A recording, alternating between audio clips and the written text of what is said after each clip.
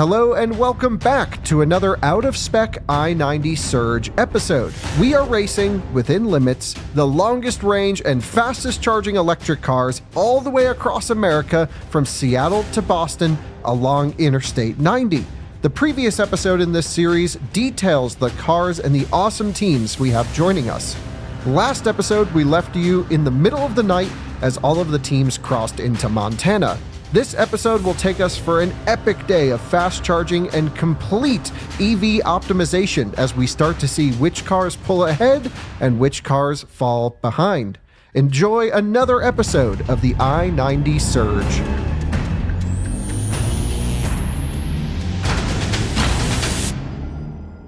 The I-90 Surge is brought to you by Ekster. Ekster has made my favorite wallet for years, genuinely, and this is the new Cardholder Pro. Made from 100% recycled aluminum, I can push this metal trigger right here and fan out my card stack. It can hold up to 14 cards now, in addition to these, extra card carrying capacity right here. Ekster also makes a full range of accessories, this one being my favorite, and it integrates perfectly with Apple Find My. So if I leave my wallet behind, boom, can find it on a map. Head to the link in the description below and use code OUTOFSPEC at checkout, and I appreciate Ekster for sponsoring the Surge. This video is brought to you by Autel Energy. Autel is a fully vertical manufacturer powering up your electric cars with a wide range of chargers, from residential AC chargers to commercial DC chargers up to 640 kilowatts and upcoming MCS offerings. Head to autelenergy.com to find the right EVSE for you. Do you want to commemorate the I-90 Surge? All 10 of these cars went across the country in the most epic race of team optimization, efficiency, and charging that you've ever seen. Whoa, where did they get that sweet shirt? Great question. Head to shop.outofspecstudios.com and grab yours today. Wow, this guy's really on it. We have a variety of colors to choose from. Oh, and you like this hat? Well, that's over there too. Yeah, I already got it. Dang, that was fast. Just like our team. Man, I love it.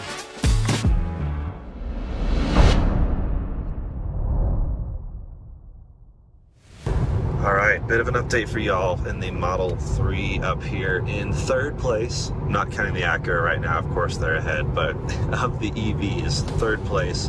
Looking at Billings, Montana as our next stop. 1% state of charge on arrival. That's been oscillating a bit. When we left the charger, said 20. Now it's saying 1. But it's really settled in at like 1 to 2, so I think we feel pretty good about that. Only 17 miles remaining to use 6-ish, 7% of the battery. We go right off the highway to get to that charger, whereas the Lucid here has to go way off, and I think the Taycan is skipping it, which is interesting, unless we're taking a different route. But the charger, the EA charger here in Billings, is pretty far off the highway, which is a huge bummer, kind of like Grand Junction for those of you who are familiar with our Race to Vegas series. So that's where they're at. Lucid and Taycan are in front of us. We will pass the Lucid here shortly, but again, they're charging probably pretty decently. We just have the advantage of not having to leave the highway nearly as much. Further back behind us, roughly half hour behind us, is the Plaid. Same with the Mercedes, they're a bit further behind the Plaid. The Onyx 6 is not quite an hour behind. Then we have the Genesis way back here, about an hour and 20 minutes. And then the BMW, 2 hours behind us, roughly. And then the old Tesla Model S, poor thing, roughly 3 hours behind us, which is wild. So quite the spread. It is gradually growing. When we left, obviously, for the first long stint, it was like, wow, everyone's together. But now we have everyone really kind of split into pockets, I would say. Us three up here keep trading spaces, although I think the Lucid and Taycan really do have quite the edge on us. Acura is just blasting away here. They finally have figured out how to drive that car, apparently. And we'll see what happens. Oh, Taycan did exit, so they took a different route than the Lucid to both go off the highway here to this target to charge up. So this will be interesting. Taycan versus Lucid, that's really what I'm keeping my eye on, but we are, of course, gonna blast past them, take the lead again briefly, charge up. The only bummer, Billings is the last V3 supercharger for a long time. and we're talking, let's see if I can pull my map up here. We're talking hundreds, I think 700 miles, something like that. So, to show you, there's Billings, and then we have V2 somewhere down here. V2 in Sheridan, V2 in Gillette, V2 in Wall, V2 in Rapid City, which is a slow V2. Not all V2s are made equal. There's actually some V2s that are 120, which is crazy. So, yeah, V2s all the way through South Dakota, I guess maybe into a bit of Minnesota. We'll see. Not sure when the next V3 is. We'll find out. But this whole stretch is going to be a bit slower charging. Not crazy slower. In testing by Tom Maloney, he found it was maybe 5 minutes slower, if that.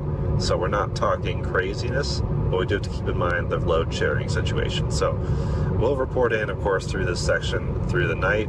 It is getting late. It's midnight on the first night. Just wanted to give you guys a quick update on where everyone was, the whole crowd, and we are about to take first once again.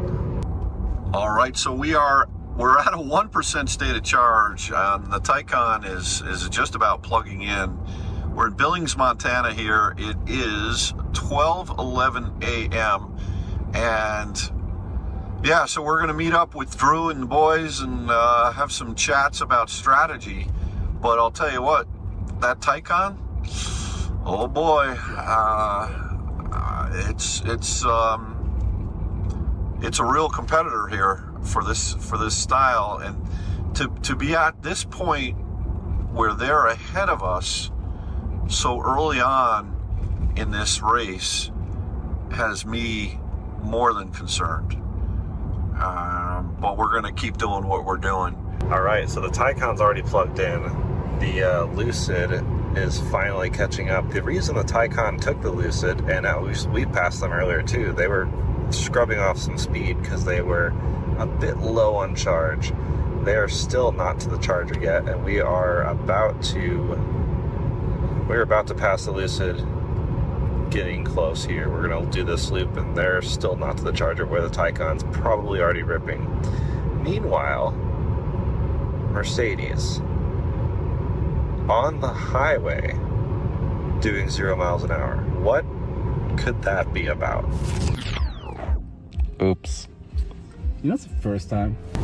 Guys, did the Mercedes stop moving because they ran out of charge on the way to the charging station, or I don't know what's going on? Did they get pulled over? What do you think, William?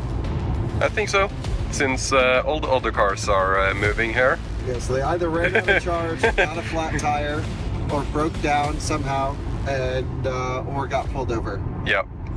All right, well, if that isn't karma for bricking our charging session back in Missoula, the EQS is pulled over. Also, by the way, we're in an 80 mile an hour speed limit. So if they got pulled over going 5, we're checking the tape on that, because we're playing by the rules. And if you're not, we're gonna find out. Shame, shame, shame. Oh my gosh. Innocent till proven guilty. God, this is But that's a jerk cop if they pulled somebody over for going 5 over. Yeah. But I'm kind of nervous. moves had been made. The Ioniq is now finally past the EQS again. Guys, a huge thank you to Autel for sponsoring the series. You've seen Dan now driving in the Genesis. He came on the trip on the I-90 Surge, but also some of you may not know this. Our office here in Colorado is actually at Colorado State University's Powerhouse campus, which is a campus focused on new energy technologies to reduce carbon pollution and other cool stuff. We use it to test cars.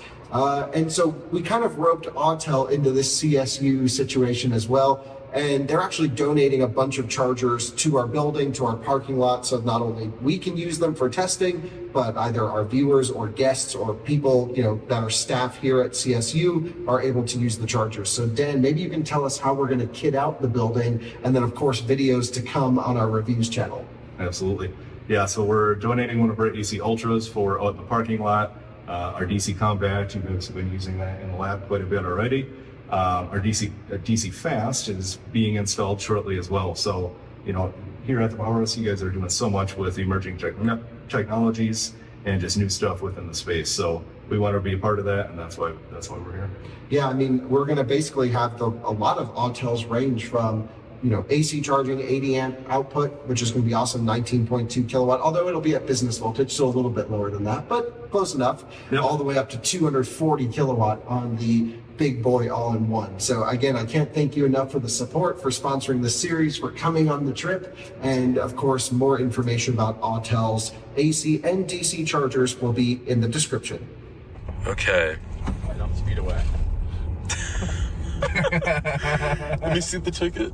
Or the warning, rather. So we just got pulled over.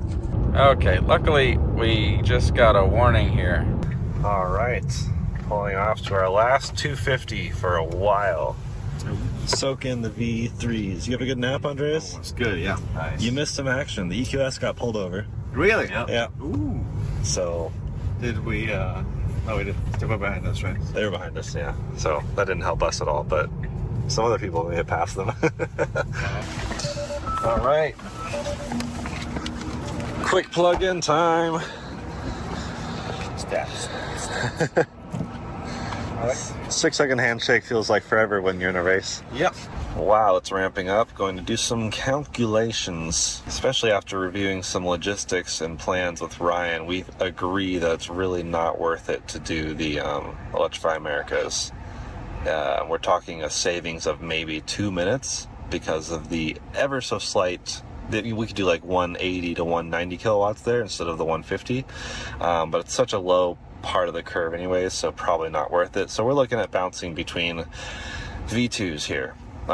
So next up would be Sheridan. Really just charger hopping through this corridor of no V3s. But we do have to watch out for these slow V2s, which we think would just be nice to skip if we can. So with the efficiency and range of this car, that should be doable. So it'd be 226 miles plus about 2,000 feet elevation. So maybe with an absolute full charge, it would be possible, but I don't think we want to spend that time here. All right, so we're pulling in here, and there's the Taycan over there. And Drew's behind the wheel. We're getting our butts kicked, I think. Yeah, I think we. What state of charge did you pull in at, Drew? 10%. Oh, yeah. We tried to get a little bit more aggressive in terms of not going up, so we left at a 58% state of charge, which is fine, but we thought we would be able to. It's just the efficiency is not getting us as far as we would have thought. Okay. And so so we had to feather it in with speed. Sure. So we had to come off, you know, and that's why you flew by us 15 miles an hour. We were doing 15 miles an hour less than you were. Wow. Yeah. And now we know we have a buffer, but we also don't want to play with it at 1 in the morning in the middle of Montana on day one. Right. You know, Yep. we're getting to know the car.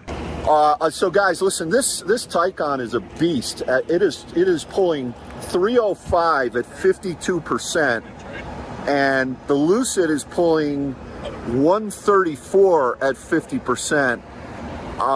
That is simply just game over. That's the difference right there. You know, you can put the peak in the marketing documents and do what you want with that, but the curve on this Lucid is getting its butt kicked here in Montana, and we're not even a third of the way through this trip. You're still pulling 300? Yeah. Oh, the game's over. Right. Yeah. I'm calling it. You're gonna pull in probably three hours ahead of us. It's astonishing. It's astonishing. So we're going to the same place these guys are going, which is Gillette. It's about 232 miles away. And this is one of the last few times where we're going to be gaining elevation, so it's about 1,400 feet up. Well, we've got an elevation rise. We're going to pop it up to a 65% state of charge because we don't want to come off speed again. So here's another clip where we unfortunately lost the original audio. It's me and Drew commenting on how insanely fast the Taycan is charging here. We're 10 minutes in there. We've added over 50 kilowatt hours, which is just nuts. We're over 60%. We're headed to, I think, about 85% is the goal, because we have so far to go here from Billings, Montana to Gillette, Wyoming. So we need to get a really deep charge in order to make that 250-ish mile stretch and not have to worry about driving slowly. All right, we have enough buffer to get to the next spot, Sheridan. It's a little bit off the highway, not entirely ideal, but charging. We are moving on. What is going on with our route planning? It's telling us to go run some errands in the neighborhood and then get on the highway. You are joining me in the Model S Plaid just about 15 minutes before we get to, oh God, where are we going? Sheridan? No, Billings, final answer. Billings. When we left the charger about 150 miles ago, it said that we would arrive with 21% state of charge. It's now saying we'll arrive with 2%. So the route planner has been extremely inaccurate and inconsistent. We've had a couple times where it was pretty spot on and then varying degrees of inaccuracies. So at this point, I personally don't really trust it at all. So I'm going to be doing what I typically do, which is basically go to a better route planner, adjust the efficiency for this specific vehicle so that the previous leg that I just completed matches what I just saw, and then I can use that same number going forward, and that usually gives me a pretty good estimate.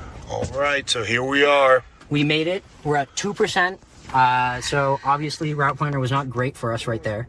I think the next one we go to is Sheridan, which is a 150.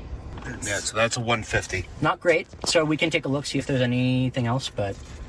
And then we got Gillette, that's a 150. So we are in an interesting stretch that we're gonna have to research. Cool.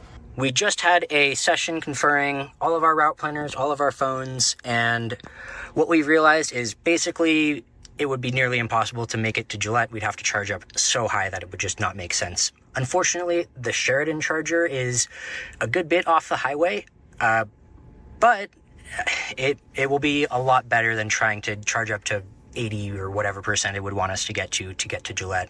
So not the best option in the world, but this should be good, and our route planner said it would take about 51%. We are stuck doing a V2 though. Yeah, and not to forget, it is in the middle of the night. Right now it's 50 minutes past midnight, so we arrived there probably at around 1 or so. 3. Sorry, at 2 in the morning. Close to 3? Yeah, I mean... Because of the hour change, I think. There's probably a lot of rush hour going on at that point. Yeah, we'll be hosed. Superchargers at 1 a.m. are the place to be. All right, so we've got a little warning pop up here, and it said reserve level charge high voltage battery. I'm glad that they specified that it was the high voltage battery that we should charge. But we got 9.5 miles to go. It says we're gonna arrive at 2%, which I don't know about you, but that seems like plenty to spare. 2%, that's amateur hour here at OUTOFSPEC. We've been power reduced, and it's got a little indicator there on the speedometer. Let's see if I can zoom in here. Yeah. So that little orange indicator shows how fast you can go to arrive at your destination in time. All right, pulling into Billings, 3% on the thing. We got to get out, we got to plug in, and we got a deep charge. We need a darn near 100% here. I think we're going to try and target. Is this the Lucid pulling in? How are they here? How did we beat them? This doesn't feel right. Did you forget something somewhere? You know, these EAs, they cycle through, they say how long until you hit 100%. So Shane saw 70 and he thought we were at 70%, and we agreed to charge to 65%. But when we got in the car, we looked down and we were only at 63%. So we just turned around and came back. We're gonna do the best we can with the Lucid, right? But that Taycan is a beast. Now there's potential externalities that could happen, like charging, we might get lucky, they may get screwed, but the car? Yeah, all things being equal, game over. It's game over. We're pulling good, pulled in at 3%. The car knew best. I'll tell you what, Mr. Ionic guy. They hit. I have been insanely impressed We hit it for a hot with this guessometer. So It was spot on. Yeah. To the mile. Everything we dealt with. I mean, it's almost take it to the bank. If it says we can do it, we can do it. Very impressed with what the car thinks we're doing. We got a good, what is it saying? 20 minutes left till 80. What's the car say till 100? 50 minutes till 100%. I'll tell you what, we're definitely not going to be here for 50 minutes. There is the Ionic that passed us while we were pulled over. And now we got to charge to 89%. Oh, these are nice, fancy new machines. Okay, connecting the vehicle. The Lucid had to double back. They made a mistake in what they thought their state of charge was. So they left, realized they made a mistake, doubled back. It's our chance. Yeah. Yep. They just got on the road a minute and a half ago. Okay, Andy, you've activated service mode. Can you tell me what we're looking at? Just to kind of see what's going on with the battery. So, I mean, I'm not an expert, but I'm reading 64.9%, 65% state of charge here. It says 59 just turned over to 60. Yeah, and we have 60 here on our display. And I'm not sure if this is for just the module itself, for each of them, or if it is for the whole battery. But that would be off by about 6% almost. Alrighty, we're just pulling off the freeway in Bozeman here. Still got about another mile to go to actually get to the charger. 6%. Alrighty, we're pulling into the actual supercharger here. Looks like we got one other Model 3 here. It's a V2, so we'll want to make sure we're not sharing power with them. Alrighty. What are we gonna hit for our peak here? Let's see, we're at 5%. It's pretty good. We'll hit 123. For pretty low temps. Here, contactors ramping up. Looks like 124 is our peak right there. Walk us through what just happened there. No, wait, you should react again. He was bragging about getting out of the city. Yeah. Nothing happened. Yeah, hate Pay no attention. Yeah, hate to see it. I don't know, I think it cost you valuable minutes, valuable seconds. I thought it said continue, and it said cancel. Cancel. Oh. Cancel and continue. C word. Very close. Alright, look what's happening for the second stopping time. it. We're good. I'm stopping this thing we're trying to get, right? Yep. Yeah. Right? It worked for me. We're at 208. That's the highest we've seen. Oh my gosh. Yeah. Do we just want to just try this one again? Because the other one's going to be balanced too. So somebody else pulls in. Some Mercedes, they did something. Yeah, just plug it back in. Yeah, we're right ripping now. Right when you guys rip, it takes it from us down to 30. Okay. 30 kilowatts for us, so you guys can hit your highest peak. How does that make you feel? 209. That's the highest we've seen. That's the highest we've seen the whole trip. Okay. All right, there we go. Here we go. What do you got? It's ramping up. 210. Yeah! Drop theirs to 30. 210 for you guys. All right, but once we plugged it back in, it's hitting it back up at regular speeds. I think probably should have tried doing that. You have to call IT as well. Before when it happened last time. So that just keeps happening. You guys just start ripping, and then it pulls it from us. So we have to restart. Is the handle warm? 2 miles left to get there. Battery preconditioning is active. It's used a whopping 1%. It's at fully 3.6 kilowatts. This is a new menu I discovered. 19%. Okay. That was a 145 mile stretch. Yeah. How far off the interstate is this one? 3 miles? Oh no. We got friends. Our friends are here. They're not our friends. The G80 has pulled in again. So it's hello again.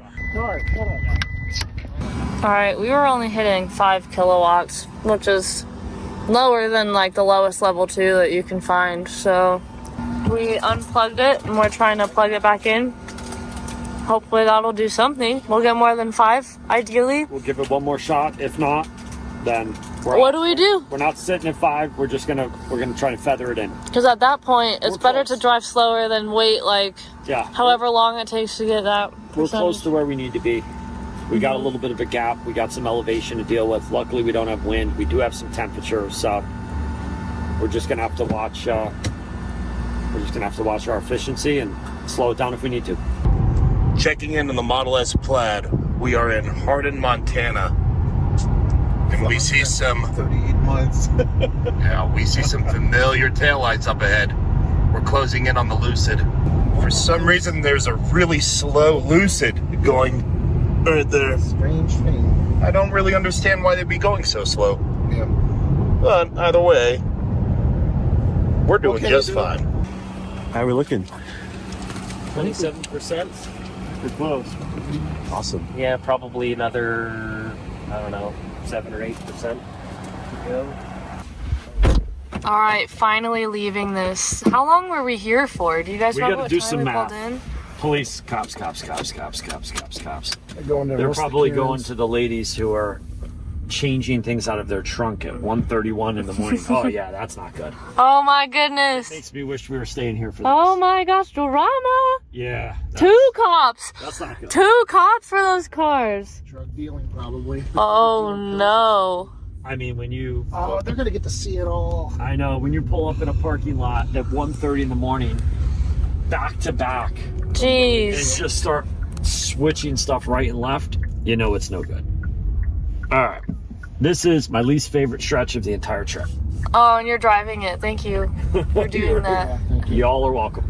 This is the best biscuits and gravy I've ever had from a gas station.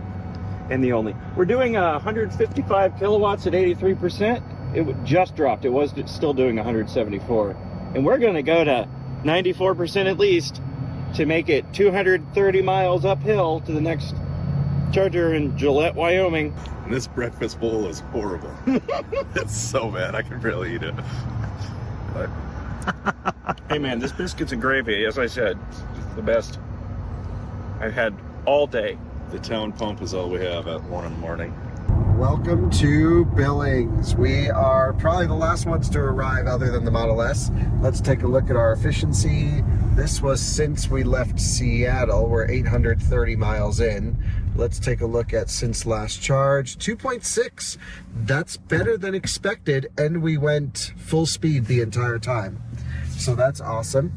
We are going to have to do a deep charge, just as I'm sure everyone else did. Continue on the road. Thank you. Except we don't get the charging performance that everyone else gets. So we will be in Billings for quite some time. We're arriving at 5%. We preconditioned the battery manually as well.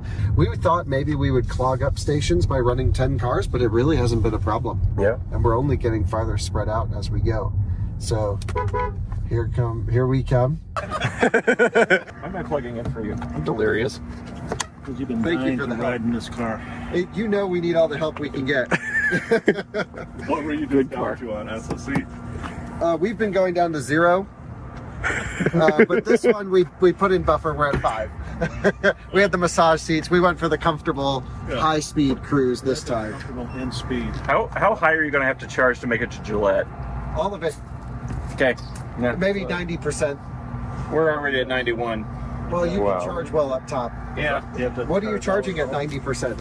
How are you doing? 47 kilowatts. So that's about what we'll do at 90. Actually, I bet up top they're pretty close. Yeah, actually. Did you have the siesta? No, not this time. It's weird. We're actually doing 174 at 82% this time. I hate this. This is, you should get me out of here. I'm gonna fall asleep immediately if I sit there. It's so nice. You know what? I'm going back in. Yeah, see, look, you have all the seat menu adjustments, auto doors. Climate's off, we're ripping. We have just reached 20% state of charge, and the Genesis has reached 95. They are unplugging and heading to Wyoming. What's up with this? We've already tapered at 23%. That's not normal. Is it because of car or charger? It is because of car. The car is getting everything it wants. So maybe thermal limits? Hard to say. We haven't gotten the warning with too much excessive DC charging yet, but we certainly are down on power, and it's not, at least according to the car, the fault of the charger. All right, goodbye I-7. They're gonna have to charge to 100%. There goes the Genesis.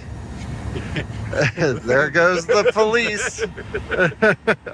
What do you think, guys? Should we switch? Because I feel like we should be doing a bit more, and now it's showing that the charger is close to the limit, but not quite. Okay, we just did a quick switcheroo over to this station just to see if we were limited. Our stats on this one.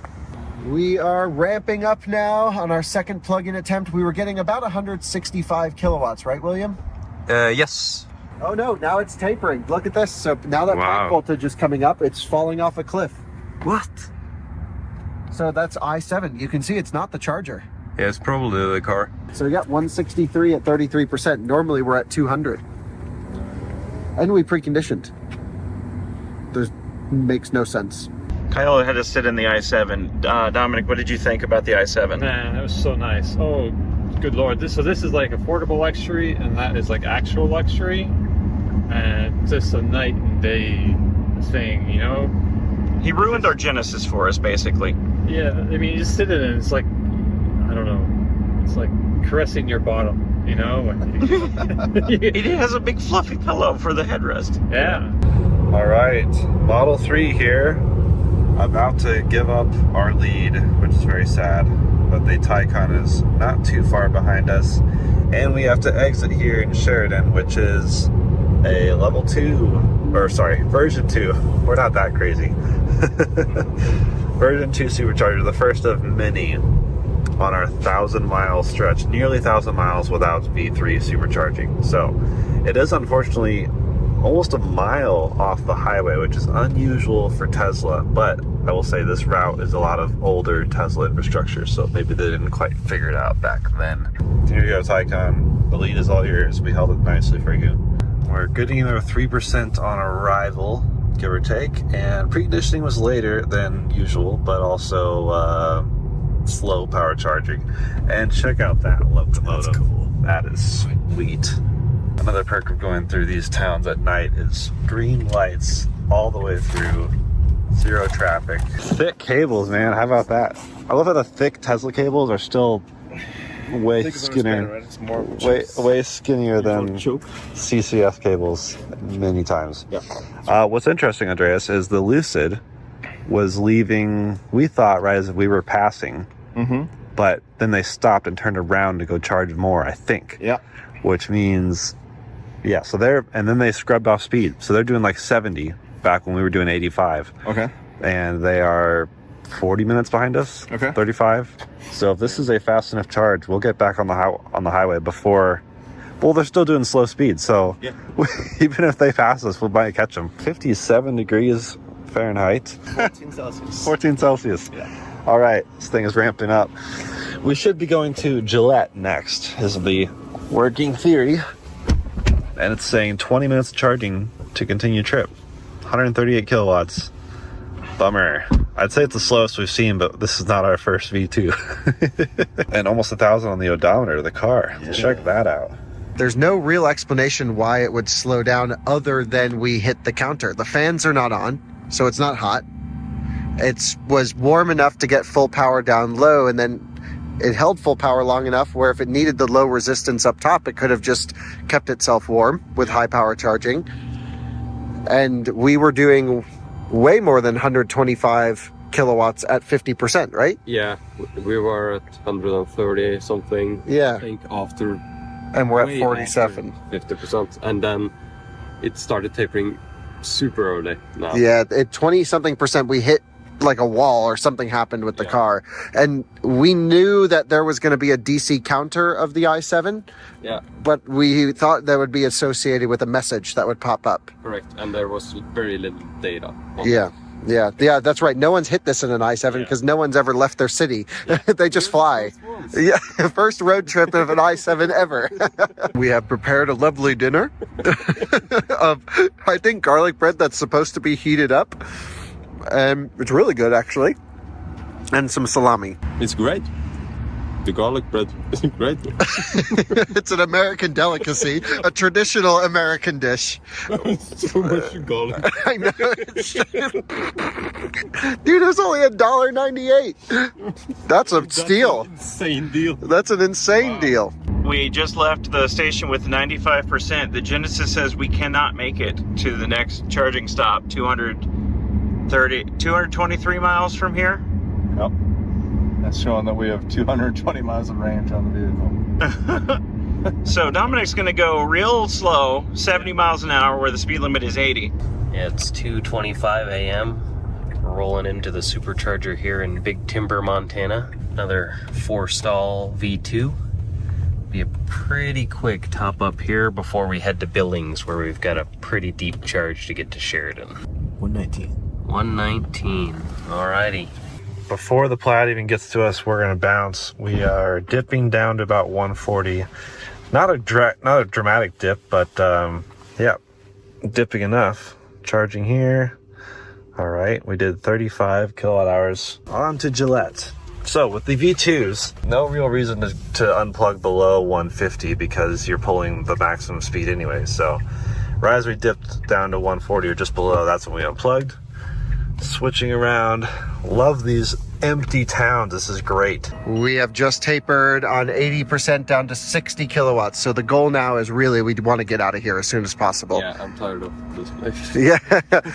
How many miles does the car say we have? 232 miles is the stretch. And we have 236 indicated. Yeah. So maybe we charge to 85%? Maybe a little bit more. Maybe 87%? All right, well, I guess we got 232 miles to go. 0% arrival is what the car says. But I thought we just overcharged. What? And 251 miles here. I think on the longer stretches, the BMW can't calculate. Yeah. But we did make it to Gillette, no problem, thanks to charging enough at the previous stop in Billings. And one of the things in the Taycan is that we are really trying to arrive between 8 and 12% on purpose. That is not the out-of-spec style of rolling in with 1 or 2%. But with the Taycan's charging curve, the way that it works, you're actually best off arriving between 8 and 12% to get peak speeds as quickly as possible. If you roll in lower than 8%, then you will not quite get those peak speeds immediately, and there will be a little bit more of a ramp up. So in addition to wanting to avoid driving slowly at any point, we want to make sure we can always go our maximum speed allowed. We also want to arrive between 8 and 12%, like we did here, arriving at 10%, so that we get maximum speeds as quickly as possible as soon as we plug in. All right, welcome to Gillette's in the Model 3. The Taycan is already here, charging. The Lucid is en route behind us, on its way here. I'm guessing the Plaid will do the same thing. Everyone's kind of reuniting in Gillette. I think the chargers are actually all fairly close to each other as well, which is cool. So maybe we'll see someone else. Maybe. Either way, we've arrived with 5% state of charge. Definitely down from the original estimate of 12%, but that's been accurate this whole time. Consistently just a little under, I guess. Nice brisk 55 degrees Fahrenheit. Yes. Quick, easy plug-in. Well done. All right, that charger was derated. Only doing 100 consistent kilowatts. Should be doing 140, close to 150. So we're hopping 2 cabinets over, which should be a different set of actual chargers. Well, we're stuck at a painful 100 kilowatts. So Tesla Supercharger Network letting us down. We could go to Electrify America. We have a CCS adapter. Starting to charge. Okay. Just in case the cabinets are like wired differently, we're just going to try the third charger just to see what happens. Come on. Yeah. What? Something's up. 4% buffer. We're leaving this wretched place. All right, as we are leaving Gillette, let's see where everyone is at. Taycan has also recently left Gillette, so they are just ahead of us a bit, but probably with a lot more juice as we only charge to the mid-30s. Lucid is approaching Gillette, as is the Plaid. Tried to tell Ryan and Andy that the chargers are derated. We'll see if they do anything with that information. Lucid is arriving probably also close to dead. And so is their phone. Dave's phone is at 5% state of charge. Yikes. Hopefully he gets a good charging session on both cars. both things, lose the phone and his car. EQS, IX6 are trailing behind a decent bit, but not too far apart from each other. And the Genesis way back there, and the BMW is still not yet left Montana. So, dang. And then of course the old Tesla is now approaching Billings. Wow.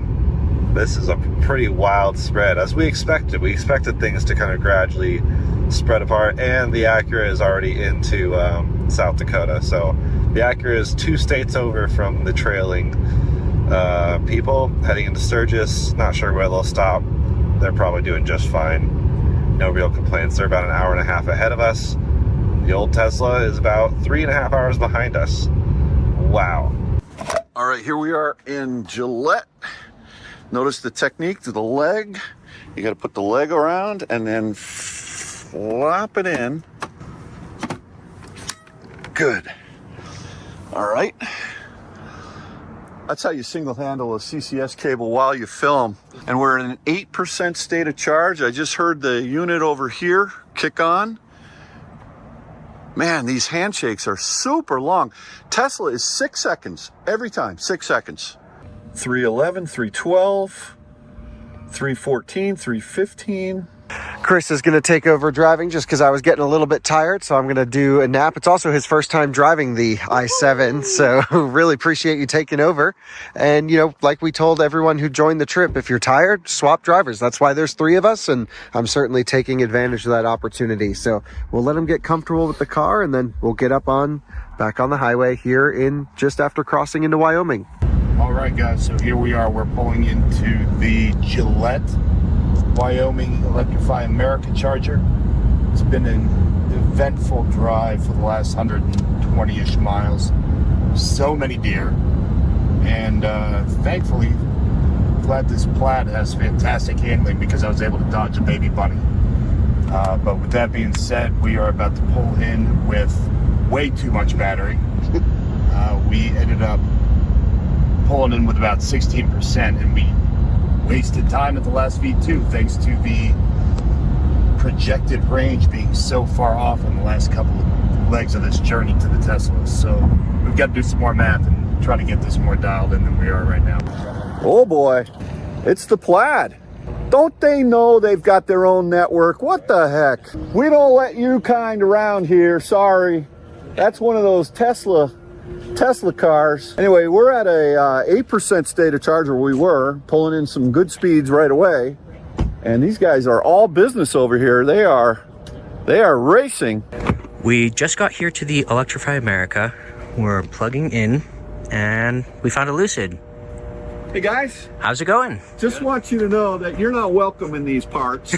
All right. You know what I'm talking about? Go to your own network.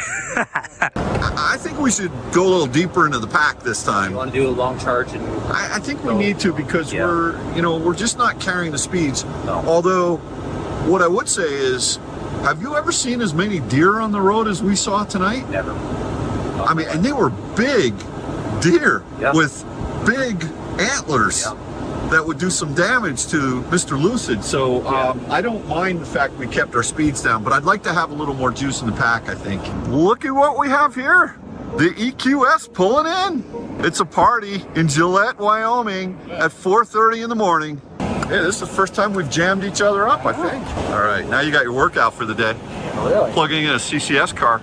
85, 90. All right, so we're going to unplug here and we're going to head over to Wall. It's only about 163 miles away, but we definitely wanted to go a little deeper into the pack this time because I'm tired of controlling my speed and feathering it in. All right, so it's 4:39 a.m. What an amazing thing that we saw both the Plaid and the EQS in Gillette, Wyoming, as we were dodging deer and jackalopes. So interesting situation here. We did overcharge a little bit just to get some juice in the pack, and we went up to 65%, probably 5% more than we really needed to. We're going to be heading to Wall, is it? Yeah, Wall, South Dakota. Wall, South Dakota. I can look you square in the eye and tell you I've never been there before. So looking forward to that. But we have no adaptive cruise, no lane centering. It's gone now. So when Alex was driving, it started to show signs of getting sick, and then it got really sick, and now it's dead. So you actually have to drive this car, and that means that your brain is working a little more at 4:30 in the morning than maybe you want it to, making sure the speed is within the limits. Oh, look at the deer. Deer. Oh, geez, plenty of deer. A lot of deer. Oh, dear. Whoo! That was something. The longest stretch of the trip. Yes, we did. We made it with 1 mile of range. No shit. Yep. Lucid left like 5 minutes ago. Perfect timing. We were watching it. We were like, oh boy. It was looking like all were blocked up. Wow. That was a tough stretch of drive. It's working. We are here in Gillette, pulling 228. So we're just going to add about 150 miles of range. We're starting to get really flat here in South Dakota, so we don't really have too much elevation to worry about. Be at about 60% when we head out. All right, 63% after 19 minutes, and we had 15 on the other one. So total, we have 72 kilowatt hours in, what do we have, 23 minutes, something like that? No! Leaving at the exact same time. Well, now I can just follow them. I don't even have to think. Yeah. And we left at 64% state of charge. 65. Got to by the time we unplugged. They were going to try to go to Wall, which we could have made it to too, but there's some derated, there's a charger offline. Rapid City looks like a better play for reliability of chargers, so we charged up less than we needed to get to Wall, make it just to Rapid City. Getting on the highway. Here we go. Yeah, we've been pretty neck and neck with the EQS like the whole time. Yeah, they've kind of turned into our rivals from this trip. Oh, absolutely. But they've seen more police action than we have. I think this is stop 5, I believe. We stopped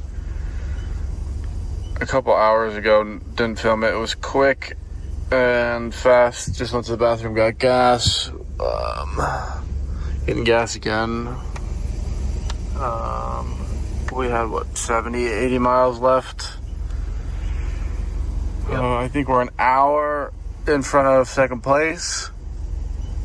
Hour and a half. We are 4 or 5 hours in front of last place. We're under 2,000 miles, and we're just trucking along. I drove a solid bit through the night, taking a nap now. John is back behind the wheel. Gibbs and I are taking naps, and it's just trucking through the night, getting as much sleep as we can, and swapping out again. I just woke up from a good 3-hour nap to find we're at 10%, 24 miles of estimated range left. And how far away are we from the charger? 12 miles. 12 miles. How close was it for the whole 3 hours? We got up to a 3.1 kilowatt hour, miles per kilowatt hour. But then it started dropping down to 2.9, 2.8, and it looked kind of dicey, so I backed down to 65. Car said we couldn't make it, and at the speed limit, we definitely couldn't have. 1 milestone I just noticed we crossed over on the trip near to there. We've now officially made it to more than a third of the trip. Hey. Barely. Started.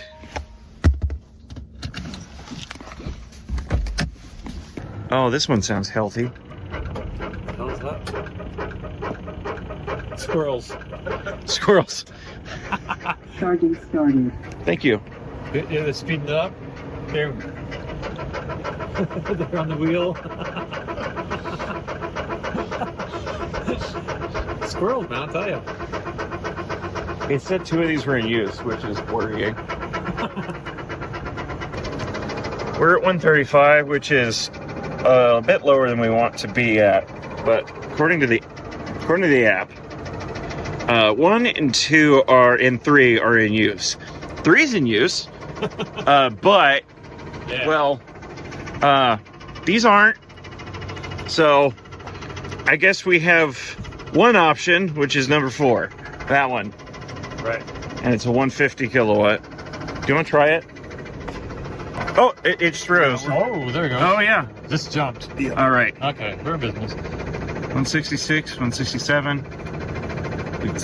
Squirrels are increasing speed too. That's probably 320 amps, and it'll gradually rise from there. So really, it is beneficial to do like 20 to 80 in this car. Yeah. We have an estimated 55 miles until our next charging stop, and currently have an estimated range of 53 miles. So we are currently balancing, right, Chris? We are definitely balancing. We're at 70 miles an hour, got it down to 64 right now. So we are way under the speed limit, and just trying to stretch it. All right, here in the 3, we've got a plan. So the Sunshine Saloon doesn't open until 2 p.m. So we are thinking. We're spotting the food stops for the I-7 to use when they come through because they have so much time.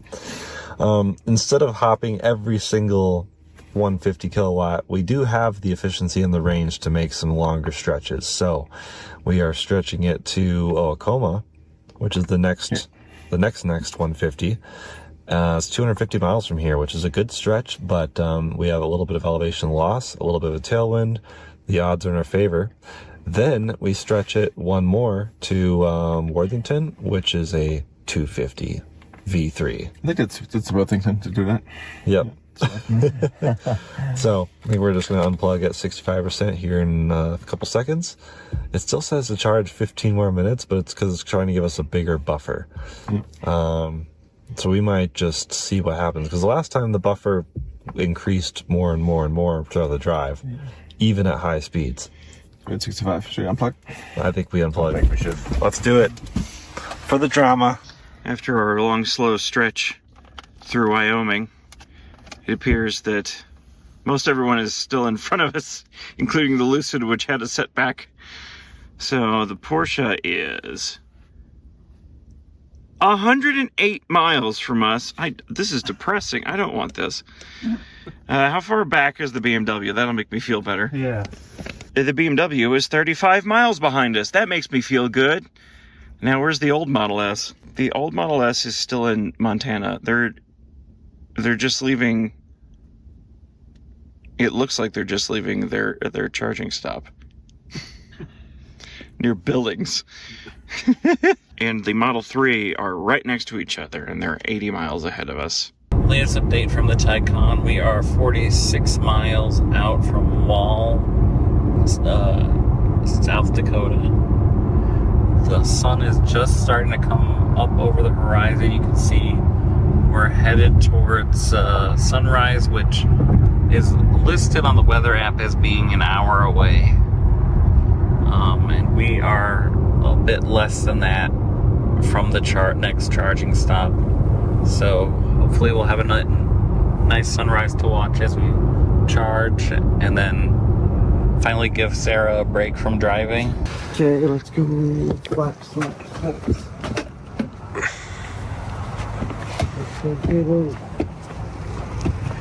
In. We thought we overcharged initially when we left, and then it turned out we undercharged, so we actually had to drive slow. But then the BMW opened back up, and then we could pick up speed again. Never heard a charger make this noise. Wow. It's the squirrel. Sounds amazing. It's a diesel engine. Kilowatts, yeah. 196 kilowatts. Next charger, 142 miles, and there's a Starbucks there, I think. Oh, great. That's a good way to start the day. I'm going to go back to bed. Yeah. Up to 190 kilowatts. Right now, we arrived with 2%. That's awesome. It's 190 right now? Yeah, but I suspect it'll throttle very soon. As soon as we get to 10%? Something like that. Charging power reduced. Extended charging period. So we got throttled. Yeah. So what did we get throttled to? But it's still ripping along. It's still doing 190 kilowatts. Yep. So, but now we know that we're not getting maximum performance. Oh no. 186 kilowatts. So it's still doing good. Yeah, still good. So let's talk about this throttling thing. This is what we expected to happen. Yep. How many miles in are we? Don't just move. Wait. Let me just demonstrate. Amazing. I'll never get that. It's an open, close, open. Basically 400 kilowatt hours we've added. Yep. But we left mostly with an AC charged battery. So it's more like 300 kilowatt hours of DC. And then it's like no more. Dude, that's nothing. Yeah. That's 3 charges, basically. The equivalent of 3 charging stops. Now we're already down, 174 kilowatts at 18%. It should be doing full power here. So we're gonna monitor it, see what happens. Good morning. We are here at the Rapid City Electrify America. The app was kind enough to show us that 3 of the 4 CCS chargers were being used. And looky there. So we were able to pull right up, get into a 350, and get it going pretty quickly. It only ramped to 32 kilowatts, so we had to shift around. Our second attempt failed. It would not start. And now we're on our third attempt, and we are firing away right up to peak. We're at Wall, Electrify America, just plugged in. There's only one 350 here, and luckily it's 6 in the morning, so nobody else was contending for it. Hopefully we get charging up here shortly, get some good speeds. We overcharged at the last stop, so we're pulling in here with 17%, but right away we're at 278, so we shouldn't be here too long. It's not too far to the next stop, so we gotta go. So the throttling story is, just to recap, something we knew about, of course, which is why we AC charged this car for over, I would say, somewhere around 50 hours before the start of the race. The BMW says 2 days. We assumed that meant 48 hours, but we AC charged it a bunch, and then, of course, 1,000 miles in, boom, we hit it. Now, the rumor is if we hit a quick level 2 station, we can restore the normal state and reset the counter. That's what we're going to have to try, because what I'm really curious is we just need to get this charging session's been going just about okay. I'd say we're maybe 10 to 20% shaved off the top, not the end of the world. And I'm curious to see what happens next charging stop. If it stays like this, I think we're okay, and it's not worth the time to go find a level 2 and then sit there for how long will we need? I don't know. I can't imagine just a quick unplug and plug will work, but if it gets really slow, we're going to get desperate and try anything, really. Chris, because you just heard about this DC charging limit. What the heck do you think? I would send a message to the BMW and say, in America, this is bullshit. And just drop it. $130,000 car? No way. No way. That's crazy, isn't it? Absolutely insane that they just do this. Everybody else in the industry is doing it, and this German engineering saying you can't do it.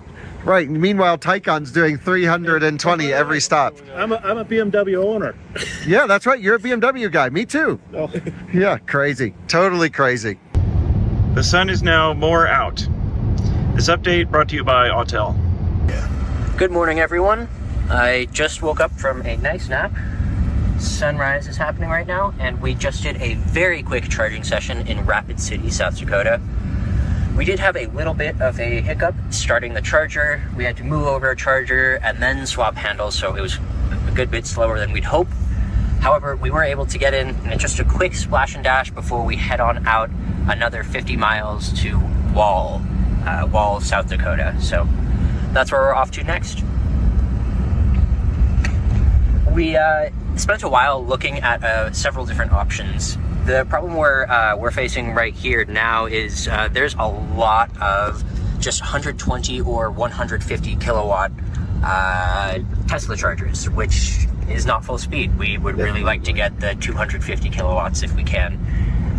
We can't quite get that on Electrify America. It's closer to like 210, 220, but still that's a heck of a lot better than 120, 150. Furthermore, in Wall, the Electrify America is actually a lot closer off the highway than the supercharger, which is not very typical. Yeah, and then it's a patch of like 120 superchargers. So like really old one, 120,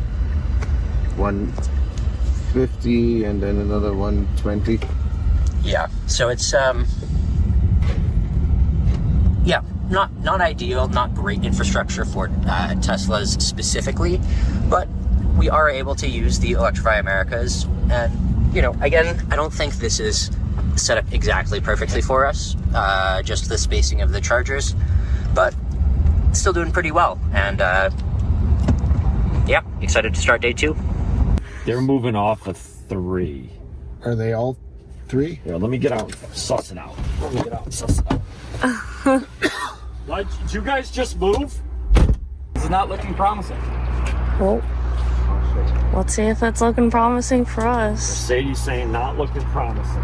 We played their own game, it seems like. So they got down to 30 kilowatts right after we plugged in. Yeah, we got a little spooked. It was a tough stretch there. We had to feather our speed quite a bit. We pulled in with 1 mile of range back in July. Yeah. That was a tough stretch for miles. It was a tough stretch for the time of night.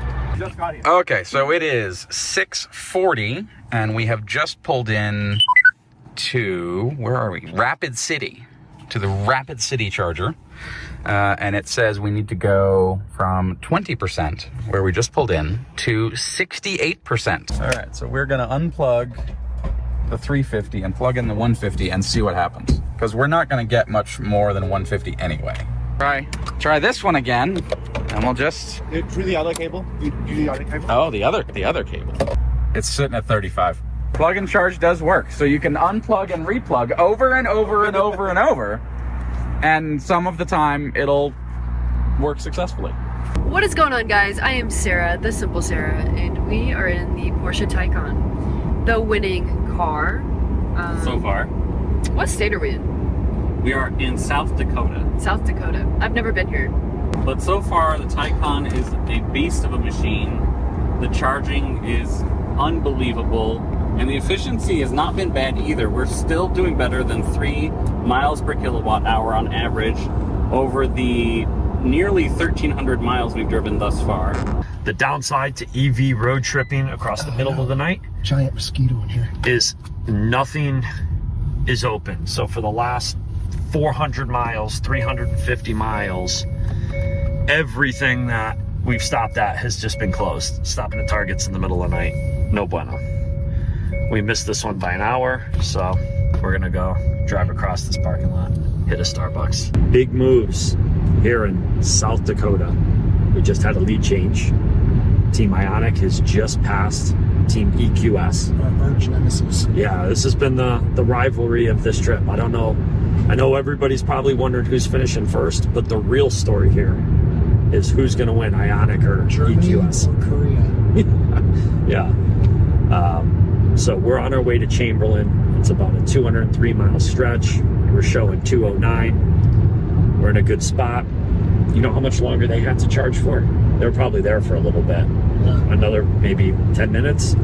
I think they were thinking about stopping. We made a pit stop at Starbucks just because none of the restrooms, none of the places we're stopping at Targets are open. So that cost us, it was a pretty quick trip, but cost us a few minutes.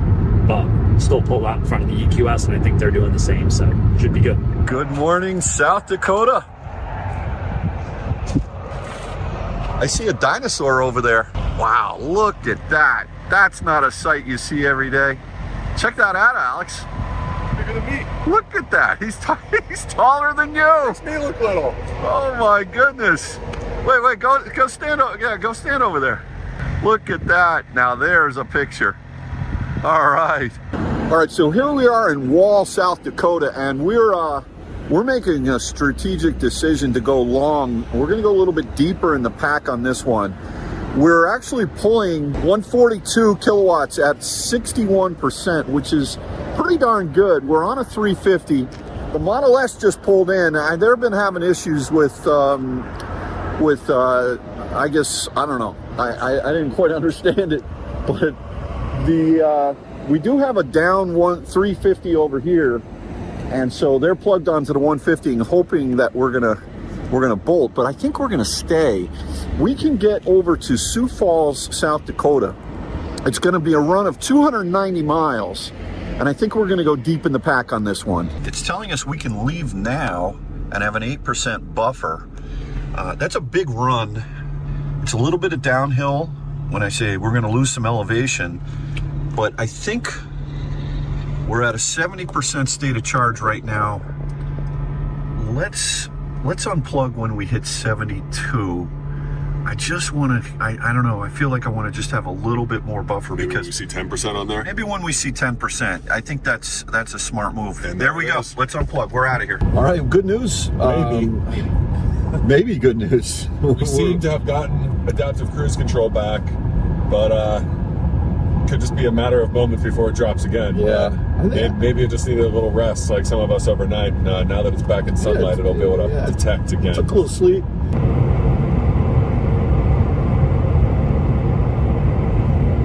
It is 7:41 a.m. and we have just entered South Dakota. And the driver assistance has changed in this region again. It says that when we cross state lines, but we don't see any difference in performance. So anyway, things are going well here. And William, how are you enjoying the drive? Pretty easy? Yeah, very easy. Amazing driver assistance, and it works even though we have the sun directly onto our sensors.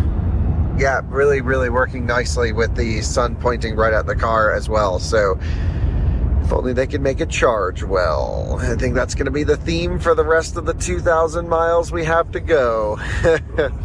Alrighty, so we were going to go to Oklahoma, South Dakota Supercharger initially. We left with 65%. It was a 260-mile stretch, I think. But it kept dropping, -1, -2, 3. So right now, I think it's at -9% arrival. So we have to bail out. We're bailing out at the Murdo, South Dakota Supercharger, which is only at 120.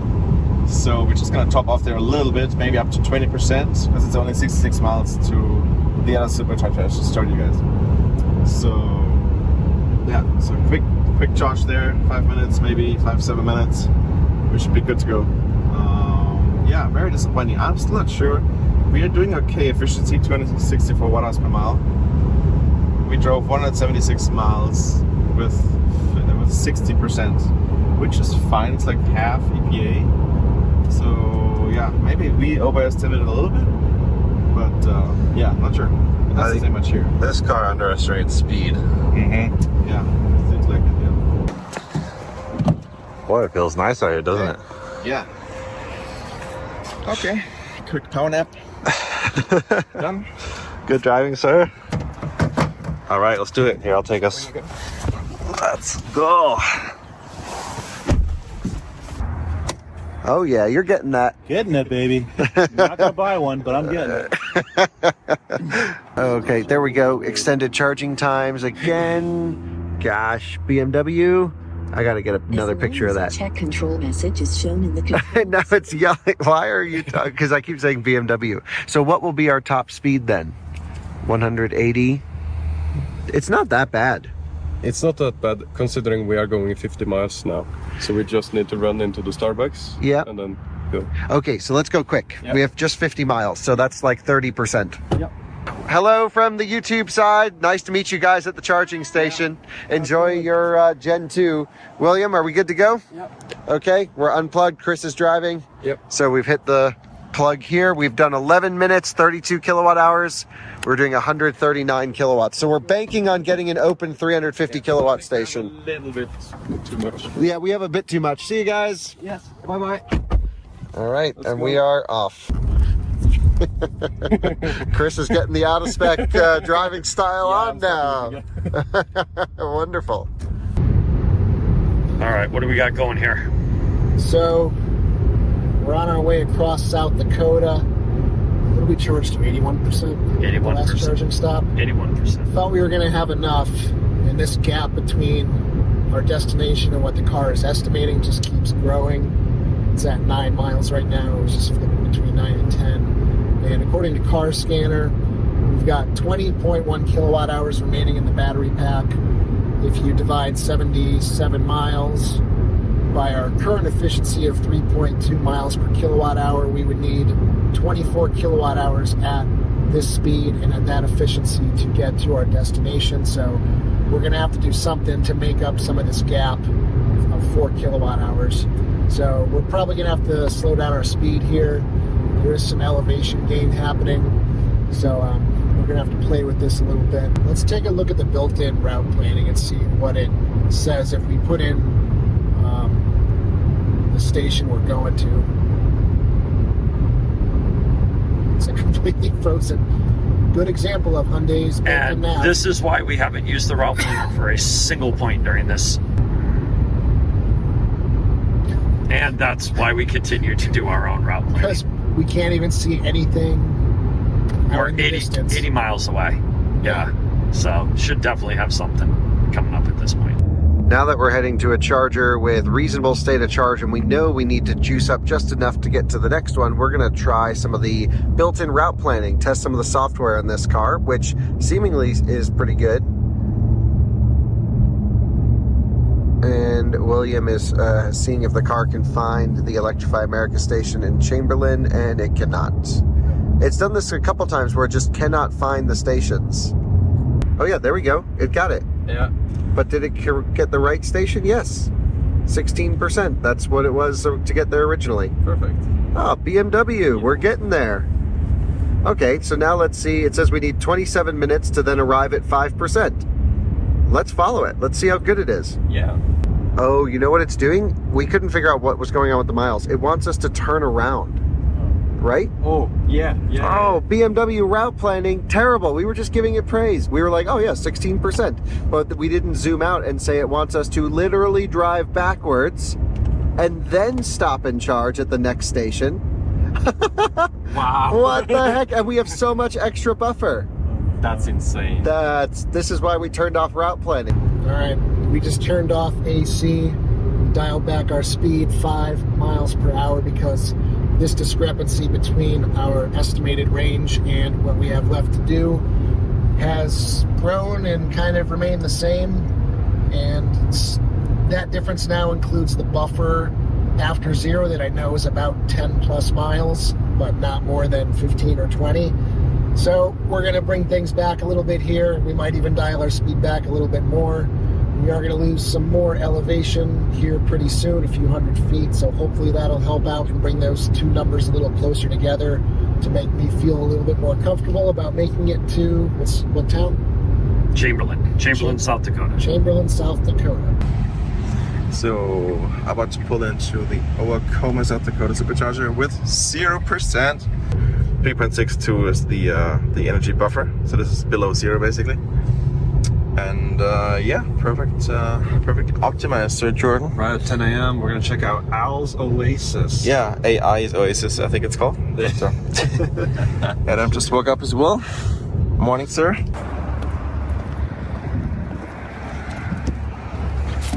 Look at those spider webs on this. No one uses them. Exactly, those EVs. Not big balls. Yeah. Bon appetit, sirs. Yeah, finally. Long charge for the win. It only took 1,300 miles. Yeah. So This place better be good. Yeah. Where is everyone? Where is everyone, indeed? They're like... That's the Acura probably, right? Yeah, it's probably that. No, Porsche. They're 160 miles in front of us? Where's the Acura? Oh my God, the Acura's in Minnesota! Who's behind us? That's all I care about right now. Everyone is way in front of us. I knew the Genesis was not going to do super well, but this is a little disappointing. The Mercedes is back at the pack of the main group. Porsche, it's supposed to be the Model 3 is in, oh no, that's Chamberlain. Where is the BMW? Oh my God, the BMW is disappointingly close, 34 miles behind us. The original Model S is still in Wyoming, way back there. Yeah, so if you zoom out, we span now from about 3/4 of the way across Wyoming to the tip of Minnesota. Okay, so a little update for you. We are 1,500 miles in to the 3,000 mile road trip. So here's a look at everything. The OG Tesla Model S is 505 miles behind us, but the Model 3 long range rear wheel drive isn't the one that's behind us. It's actually the Taycan. So what is it, an hour? How far is the Model 3 behind us? 13 minutes. Yeah. 2 hours and 166 miles behind us. Wow. So we're looking at 25.6 miles per gallon consistently. Overall, this thing's been good. I mean, the exhaust sounds nice. I don't know, you can't really sleep in here because you feel like if you close your eyes, we're gonna fucking end up in a cornfield. But other than that, like, I don't know, its sound system's nice, its seats are fairly comfortable. Yeah, I mean, right? It's missing massaging seats for 60 grand. Right. And missing a little bit of headroom in the back. Yeah. But other than that and this touchpad, it's solid. Yeah, we're delivering on efficiency. There's enough space for us and our luggage. I mean, your golf clubs fit in the back. Golf clubs are in the back, causing everyone an inconvenience, but sometimes that's just how it goes. Yeah, there's nothing really to report out here. The cornfields look nice. No one called me the N or F word in this section of the country. So I feel good. I feel big, not in the sense of like gaining weight or nothing like that, like colossal. Yeah. We're really stretching the range here. What are we at? 12 miles. I think it says negative 6%. Yeah, holy shit. We went all the way. Yeah. We had to cut AC.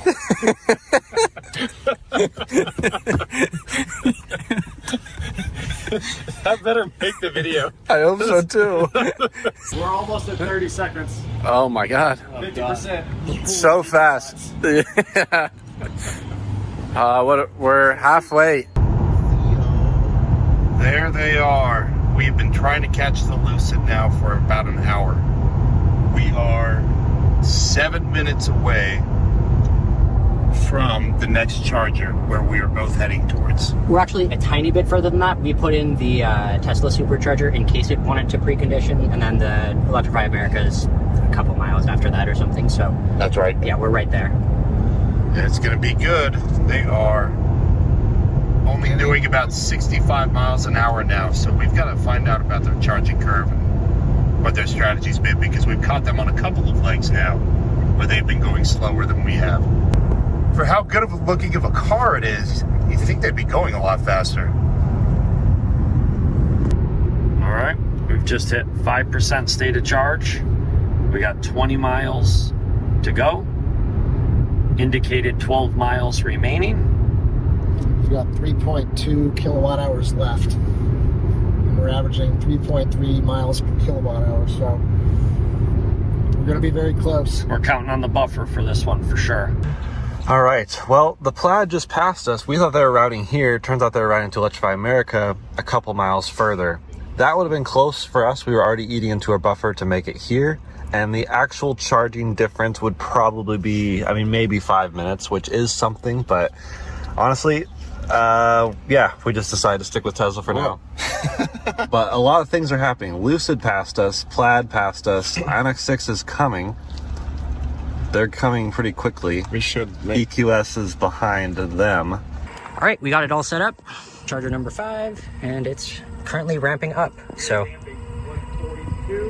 yeah, I expect it to hold here for a little bit, and then hopefully up to 250 or 220, I guess, probably with these chargers. All right, we just hit 0% state of charge. The cruise was eliminated and power has been limited. We are 4.8 miles away. Indicated showing 1 mile left. We're limping this one in here. 220 watt hours remaining. 220 watt hours remaining.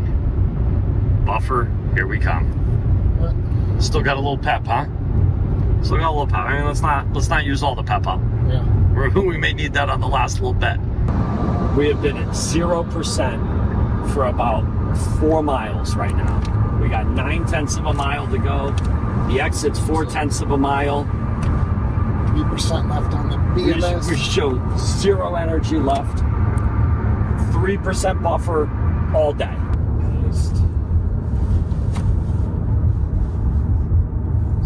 Well, the Dairy Queen's over there. So. Yep, yeah, it's next to the Dairy Queen, so. Look at that. And we caught up with the we plot. got a Tesla. Let's go! So when you tested the car, your own car, you said there was like 15-mile buffer. Yeah. And we had like 4 miles. So like, you're pretty confident there. We lost them. I was feeling okay. Yeah. I won't say I was feeling great, but. Confident enough for another lap. Yeah. We're over we're 220 kilowatts right now, so 21 minutes to 80. Ooh, 5 miles at 0. 5 miles at 0. Did you Got a little juicy there for a second. Did you feather it down? You keep up speed? No, we had to start feathering down. We had about a 15-mile gap at one point. So we dropped off at 85. We dropped down to 80. Then we dropped to 75. Then we ended at 65. Nice. And held 65 until we cruised in here. We passed the Lucid doing 65 right before here. We zipped in here thinking they were coming in here. They kept going. They're just trying to hypermile. I saw they were going slower and Yep. We've reached 60, and did you stop charging or no? Yeah, I stopped charging. Okay, I was gonna see if the car said we need to stop, but it didn't say anything. So anyway, we're good there. And now it says 6% arrival. We did exactly what it said. Why would the percentage change? Car on, into drive, into one pedal, already in efficiency mode, and we're off. Okay, so when we get a little bit closer, we'll start the preconditioning process, maybe 30 minutes out, something like that. We're not gonna go ripping through the parking lot. We're not really competing with anyone at the moment. It is an out-of-spec style party at the Electrify America. The EQS just joined us right after the Hyundai joined us. So we've got a race going on. Now our challenge is we have to catch back up to Lucid and pass them again for the 4th time. It's on. All right, we didn't like that charger, so we moved over here to this charger. Because the Teslas were annoyed that we were slowing them down. There's them doing strategeries. Peace out. You're leaving? Yep. Auf Wiedersehens. Auf Wiedersehen. Wir sehen uns am nächsten Tag.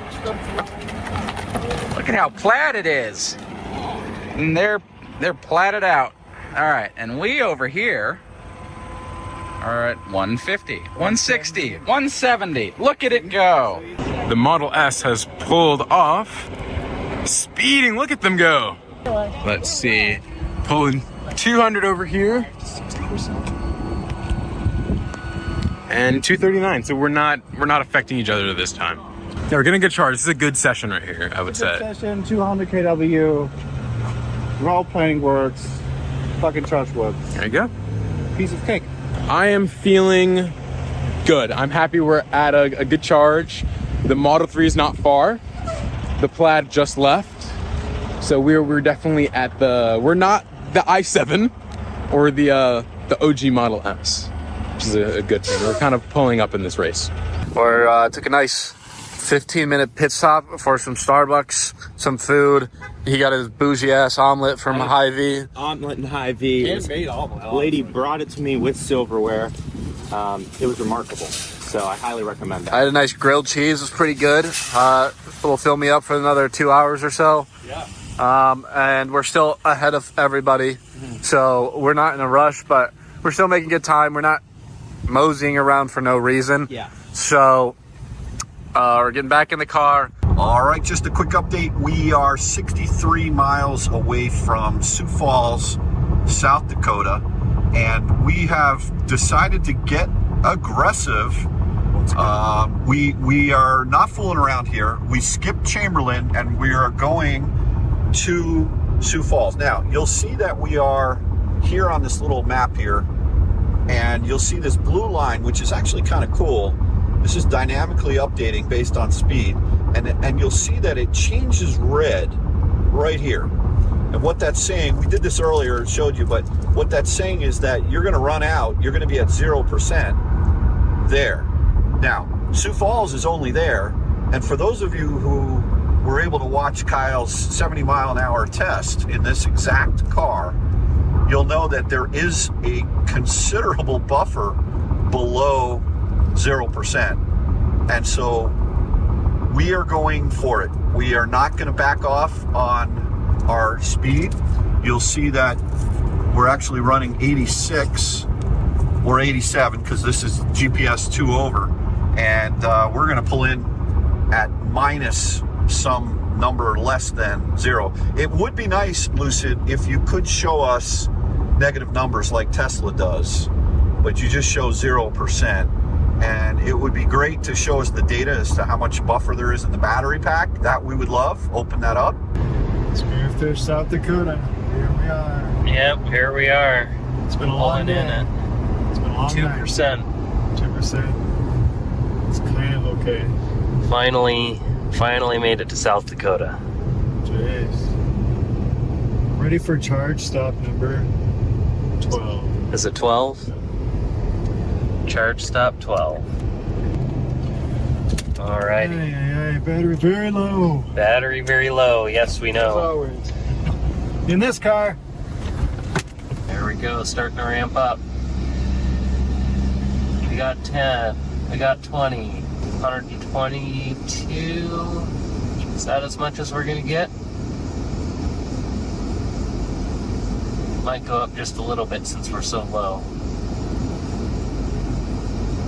Now you're done. Nope, 122, that's our peak. All right, and here is a bit of our charge map. So we have Sioux Falls, which is coming up here in a little over an hour. And then, what does that say? I can't even tell what that one is. Rockford, Stewartville, and then Rockford, which is Chicago. And then we have, looks like Erie, Pennsylvania, and then somewhere in New York. There you go. So there's the map. Outside Chicago, Fort Wayne, Indiana. Okay, there we go. Erie, Pennsylvania. And then up by Syracuse. And then getting the rest of the way. So there you go. 6 more stops. We're 26.5 miles away from Sioux Falls.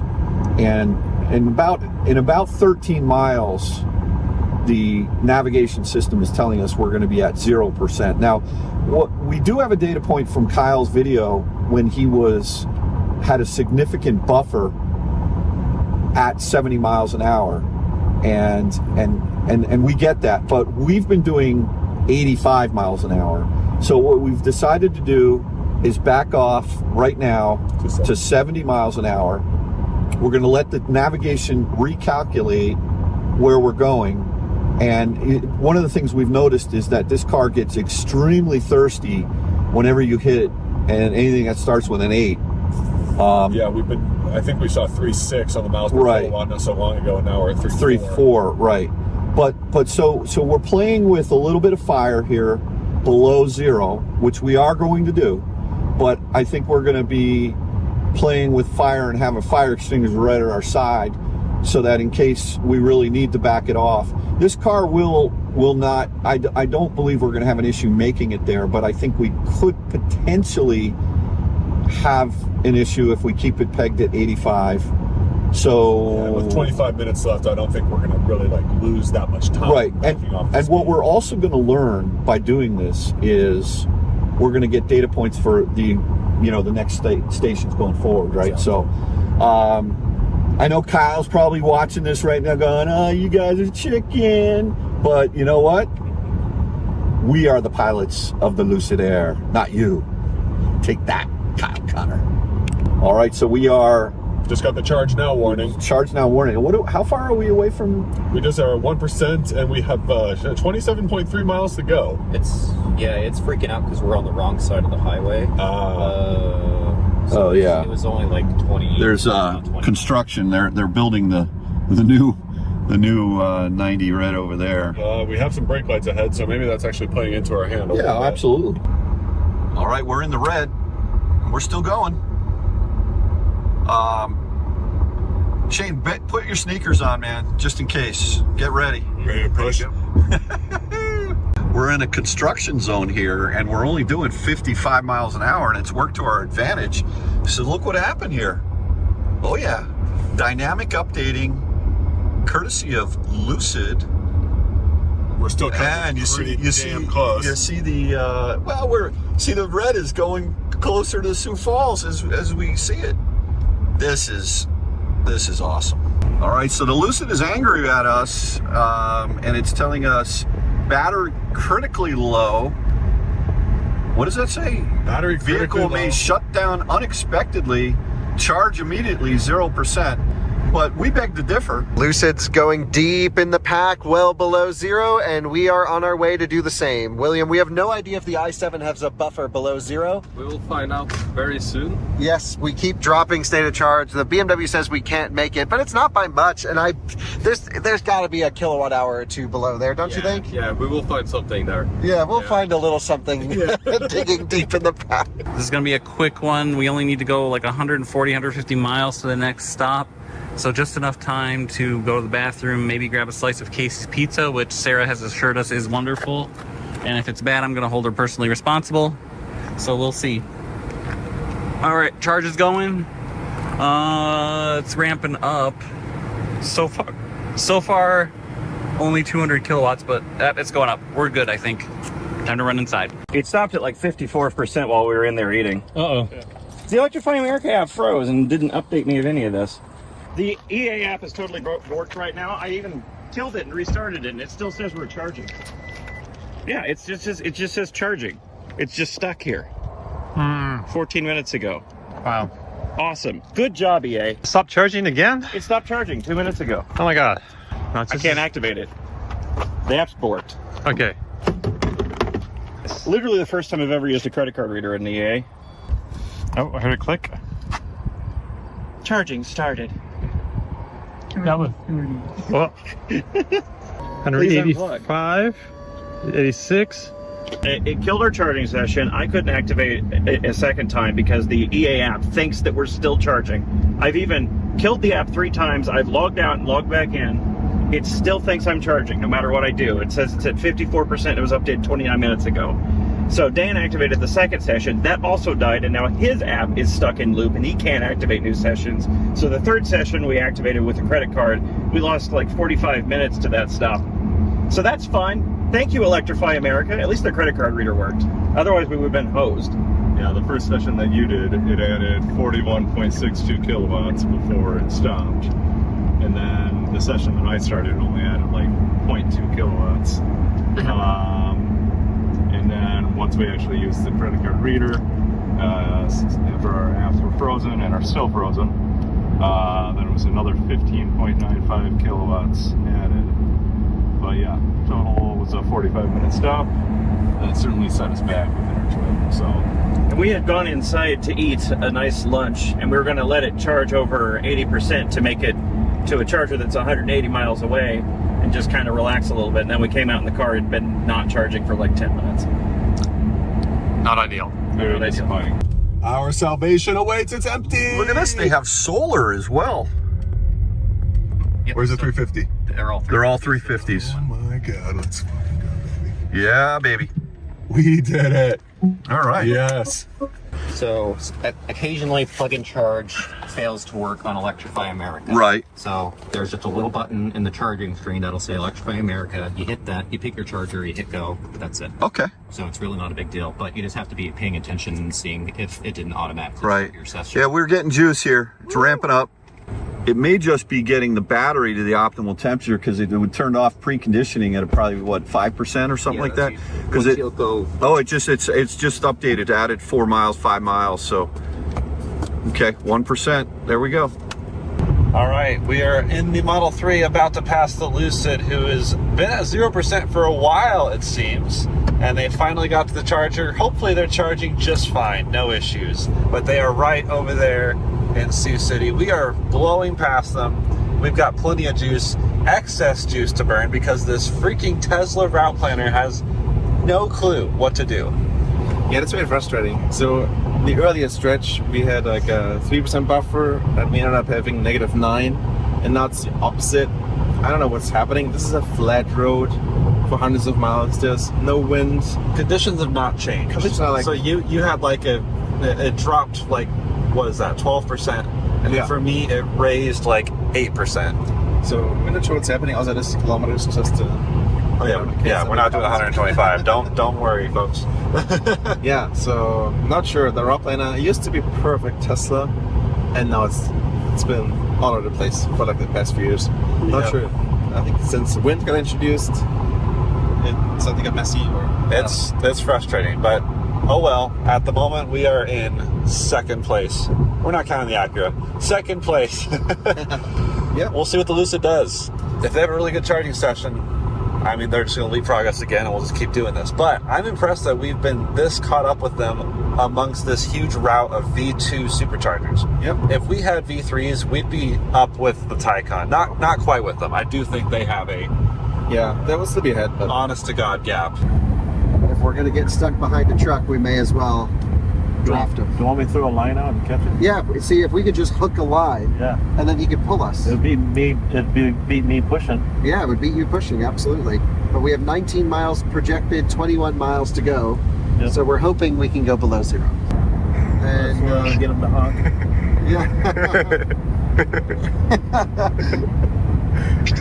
Oh, hell yeah! We are at 62%, still pulling 298. We're just going to 65%, then we're out of here. Our next stop's only about 150 miles, 140 miles away. Yeah, this one's pretty quick. We'll be out of here pretty soon. We've been charging for 11 minutes. We're about to tick over. Yep, they're at 65. So we have enough now. We can skedaddle. So we have 3% state of charge indicated with 13 miles there. I'm just going behind this truck just to recalculate things. 13 miles remaining with 16 miles left to go. We should be good, but the 3%, I wasn't looking there. There's no way 3% can do 13 miles. That would be over 400 miles of range. Doesn't make sense. Makes no sense. We've just shut climate control off and we're doing 70 just for the last 10 minutes of the drive, just to feather us into the station. But we have no wind now, so we should be good. A 3-mile delta. So we passed our truck dude, but then we let him come by because we're going to use him to push the air out of the way for us. And since we exchanged some waves, I think he'll probably be okay with us doing this. And he's doing 82 miles an hour, and I can feel no more wind resistance on the car. That's amazing. Absolutely amazing. So we're just gonna lock ourselves in here and get to the charger. Have faith. Yeah, gotta have faith. Faith in the German BMS tuning. But don't trust the BMS. By the way, if you're watching this portion of the video, we have a new shirt that's called Don't Trust the BMS. It's in the description of this video. And what are we doing? Trusting the BMS. But we're not wearing the shirt, so we're not being smart. So 10 miles of range, 10 miles of range, 2%. How is the BMW predicting 10 miles of range at 2%? Maybe this downhill has something to do with it. Maybe. We didn't think about elevation. We must be tired. But we've got our dude in the truck going almost maximum speed. He's doing 84. We can go up to 86 indicated. And he's pushing all the air out of the way for us.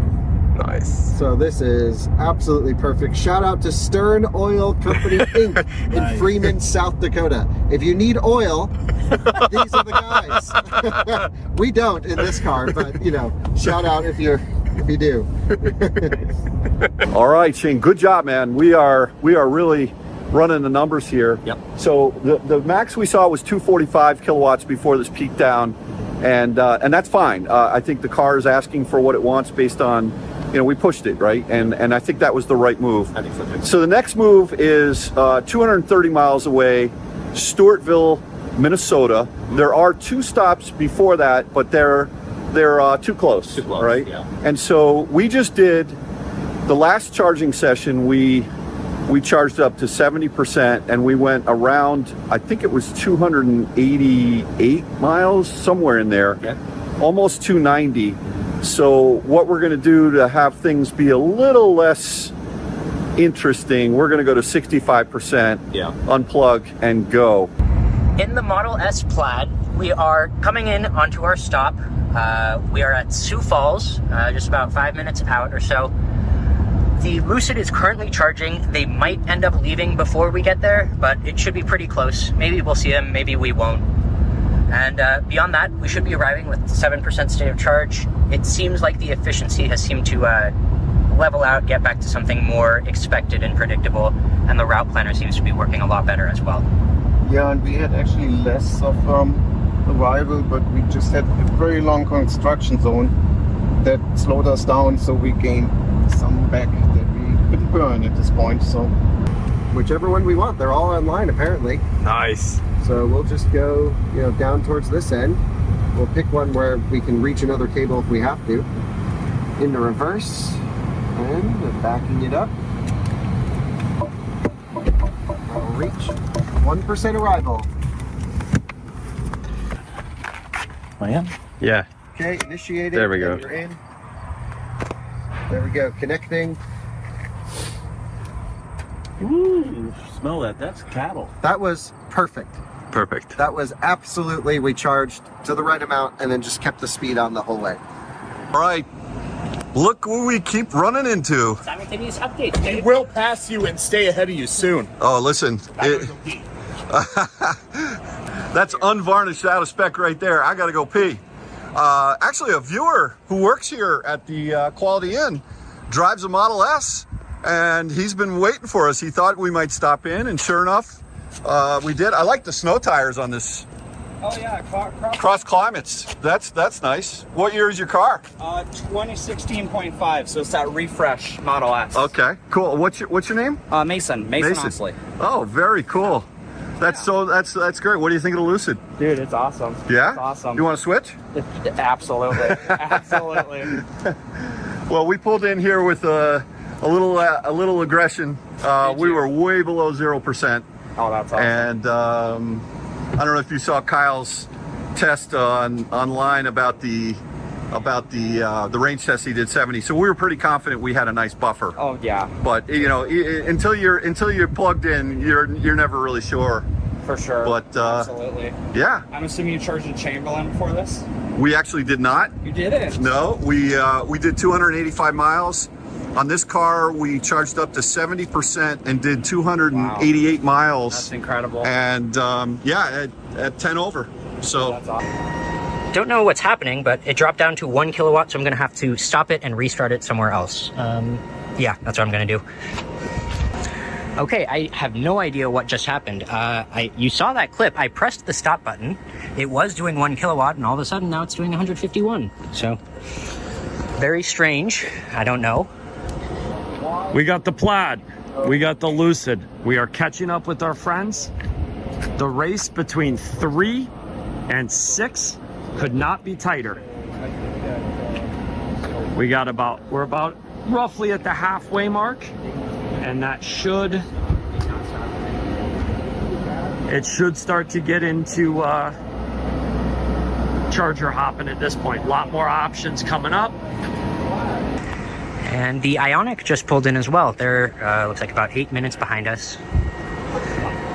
And they did mention earlier how they were having some problems with the Mercedes, and they were basically stealing each other's power or something along those lines. So I'm just going to keep an eye here, make sure that they're not stealing it from us either. If they do, I guess we'd unplug and replug back in, but it looks like we're doing all right. 154 is a little bit lower than I would expect here. Brushing your teeth? I'm gonna brush my teeth right out here in the great wide open. We just took baths with the dude wipes. Oh, do you have some? Yeah, you want one? I do. Okay. We were starting to smell ourselves pretty bad. When we pulled out of the last charger, our battery temp was like 121 Fahrenheit, which it's like 84 degrees outside, so we're seeing those peak temperatures after charging go up. But even though we're cruising in range mode, which closes the front flaps, we've cooled down to 92 degrees already. Also, with the estimated state of charge on arrival, has gone up from about 8% to 11%. So that should be good so that we can activate Sport Pro mode, Sport Plus mode. I can't, we're 24 hours in, words are difficult. Sport Plus mode, which will cool the battery even more as we approach and use up some of that max cooling. Max cooling. Charging sessions have been going really well. Yeah, just this thing's just a monster. Yeah, not really much that we need to manage, and you know, the different modes which really you know, just close the flap, you know, in range mode is like not even that. It doesn't really impact our efficiency that much, so it's you just drive it and plug it in and it charges like crazy, and you drive it and plug it in again. So yeah. Okay guys, bad news. We got to run to the car. We've just hit 40 kilowatts. I don't know why we've derated. I don't know if it's cable or if it's the BMW just saying it's done. it's been warning us, so we need to move stalls and try it. But I just checked the app and we were down to 39 kilowatts. Why? Okay, 38 kilowatts. So sometimes this could be the charger just derating to 100 amps for whatever reason. Okay, let's move the car. Actually, I can probably just pull the stall from the other side. I mean, the cable's not hot, so, and cable cooling was working. So let's take this one and get it in. Oh no, if the car derated to 40 kilowatts, we'll find out. That would be a disaster. Okay, we're connected, authorized, continue. Please charge well. Please do not be the car. Please do not be the car derating. Can't be the car, it must have been the charger that derated. Okay, we'll let it ramp up. We've ordered food. Good thing I was monitoring this in the EA app. Can't monitor it in the BMW app because they're offline at the moment. But I was monitoring in the EA app, and you know, it should send a warning, a notification, alarm bells. Hey, you've derated at 18%. Something crazy's going on here. Nothing from Electrify America. Just charging is normal. Charging is successful. You're doing 40 kilowatts. And look at that, the fourth car pulling in here. We're more than halfway through this trip, and here we are, bunched up. Amazing. Look at this. We got true competitors here. There you go. Ryan. See you guys. Chilling it. Have a good one. See you guys. All right, watch out. Model S pulling out. See you later, guys. Well, that one didn't work, so if they're leaving, go there. There we go. We've got cable issues here on this 350, and we've got black duct tape. We've got a down charger over there. This one clearly is gone down, and this one there's no charging cable as well. I hope that's not people stealing these cables for the copper, because what do you get, $15, guys? Come on. You get nothing. It's more work than it's worth, right? Come join the revolution and get an EV. Road trip with us. Don't steal charging cables. What the heck? Still not loving us. All right, third time's the charm. That only took us a couple minutes. And we are slowly starting to ramp. All right, we are out of here. Alex is doing double duty here. He's the man. Yeah, I'm just in the zone. He's just in the zone. He's going. Shane unplugging. Look at that professionalism. We are out of here. Mike, as always, keep it going. Keep your lucidity up. What's going on, guys? I just want to talk to you guys about my eye loop. This is what got me through the night. I thought it was eye drops, and it's actually petroleum jelly into mineral oil. Look at that. I just put it in my eye like that. But I think you're supposed to do it when you're sleeping, because then I couldn't see, and we had to drive. Then I got on my glasses and I definitely couldn't see. But it's fine, we made it. Here we are, 24 hours in, running on 1 hour of sleep. I feel great. I think it's the chocolate milk and gas station food. It's really getting me through this.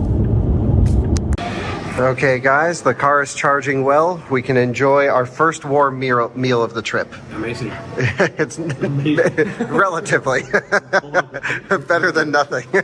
Tried this stall first, didn't work. Tried the second one, which the Model S Plaid just came off of, wasn't working. Had to go back to this one, and finally, we're getting a decent curve. 5 kilowatts. 6 almost kilowatt hours so far. The Mercedes, every single time you exit the vehicle, it resets and then it goes back to it needs 100, but I don't think that's accurate at all. It was a good charging session. We, as I showed you guys, it had that weird thing where it dropped down to 1 kilowatt, then back up to 150 something, and it held that for a good while. And we're on our way to a V2 supercharger, so that means we can only expect 150 kilowatts.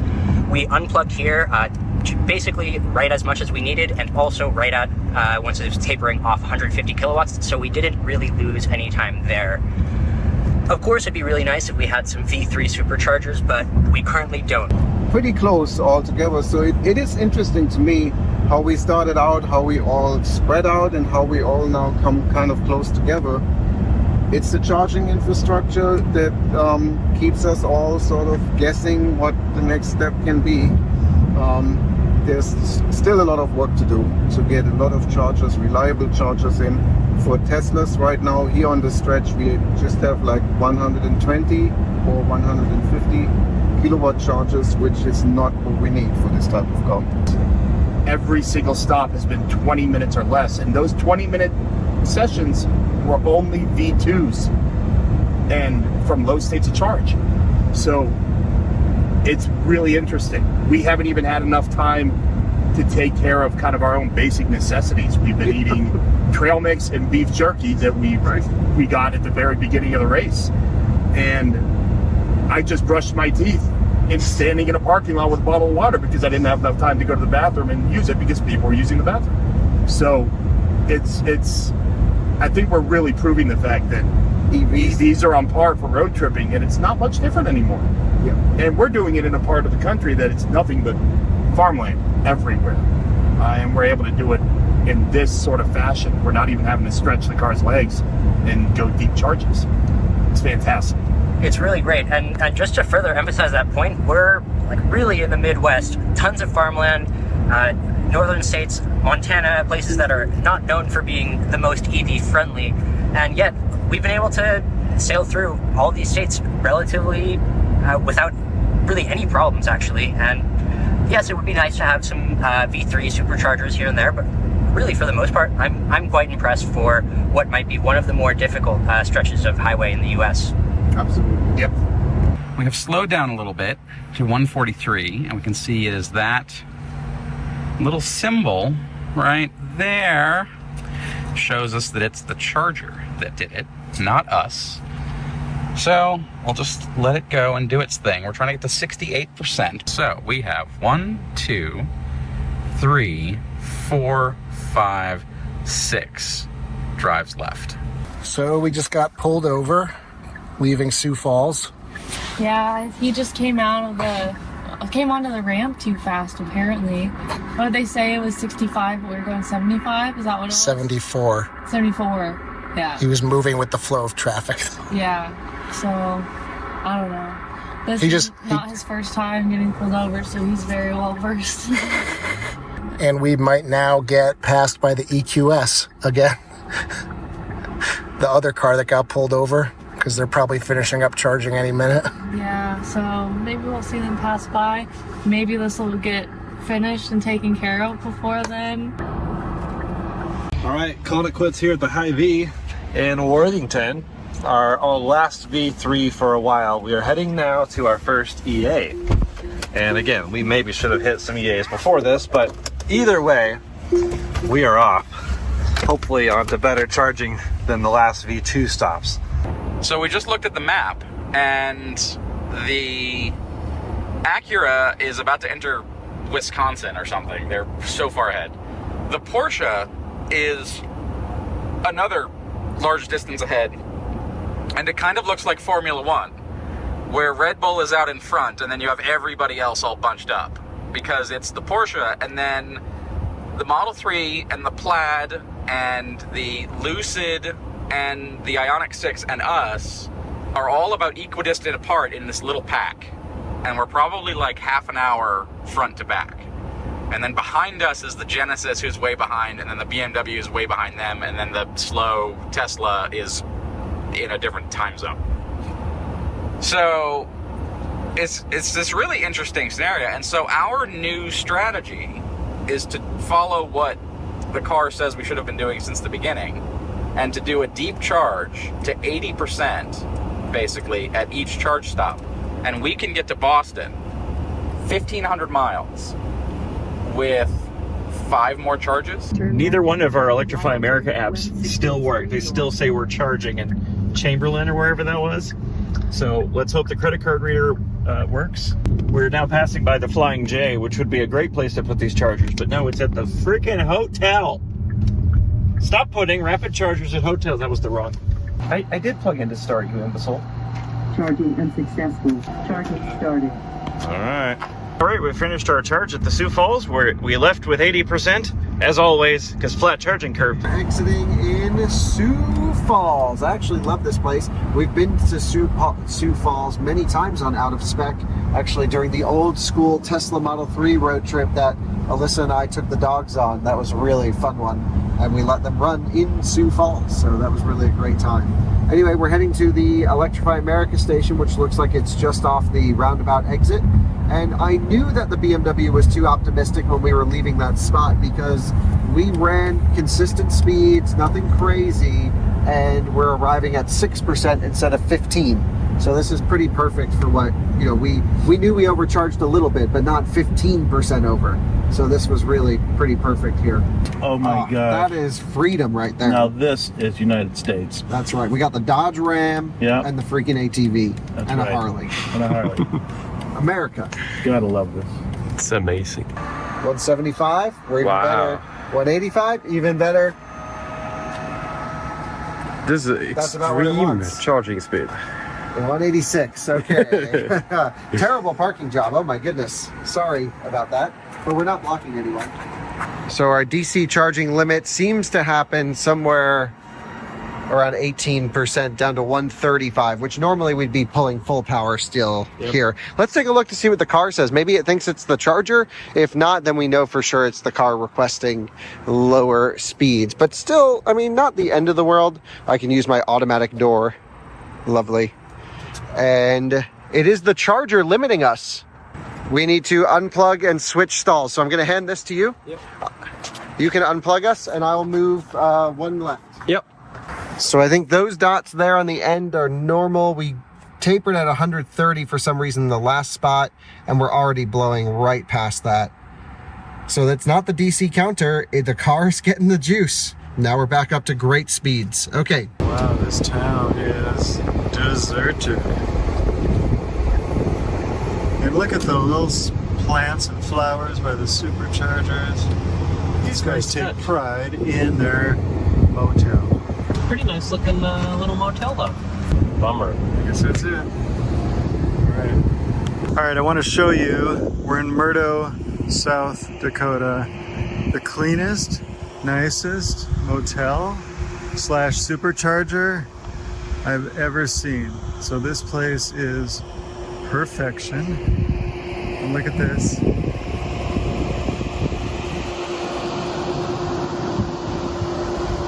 As the car's ripping. I mean, the landscape,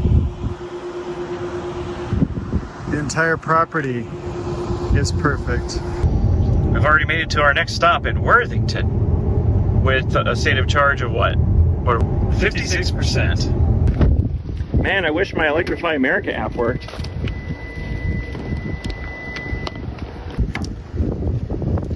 Authorizing. I'm not getting the discounted rate because I can't use my app. All right, we're up to 160.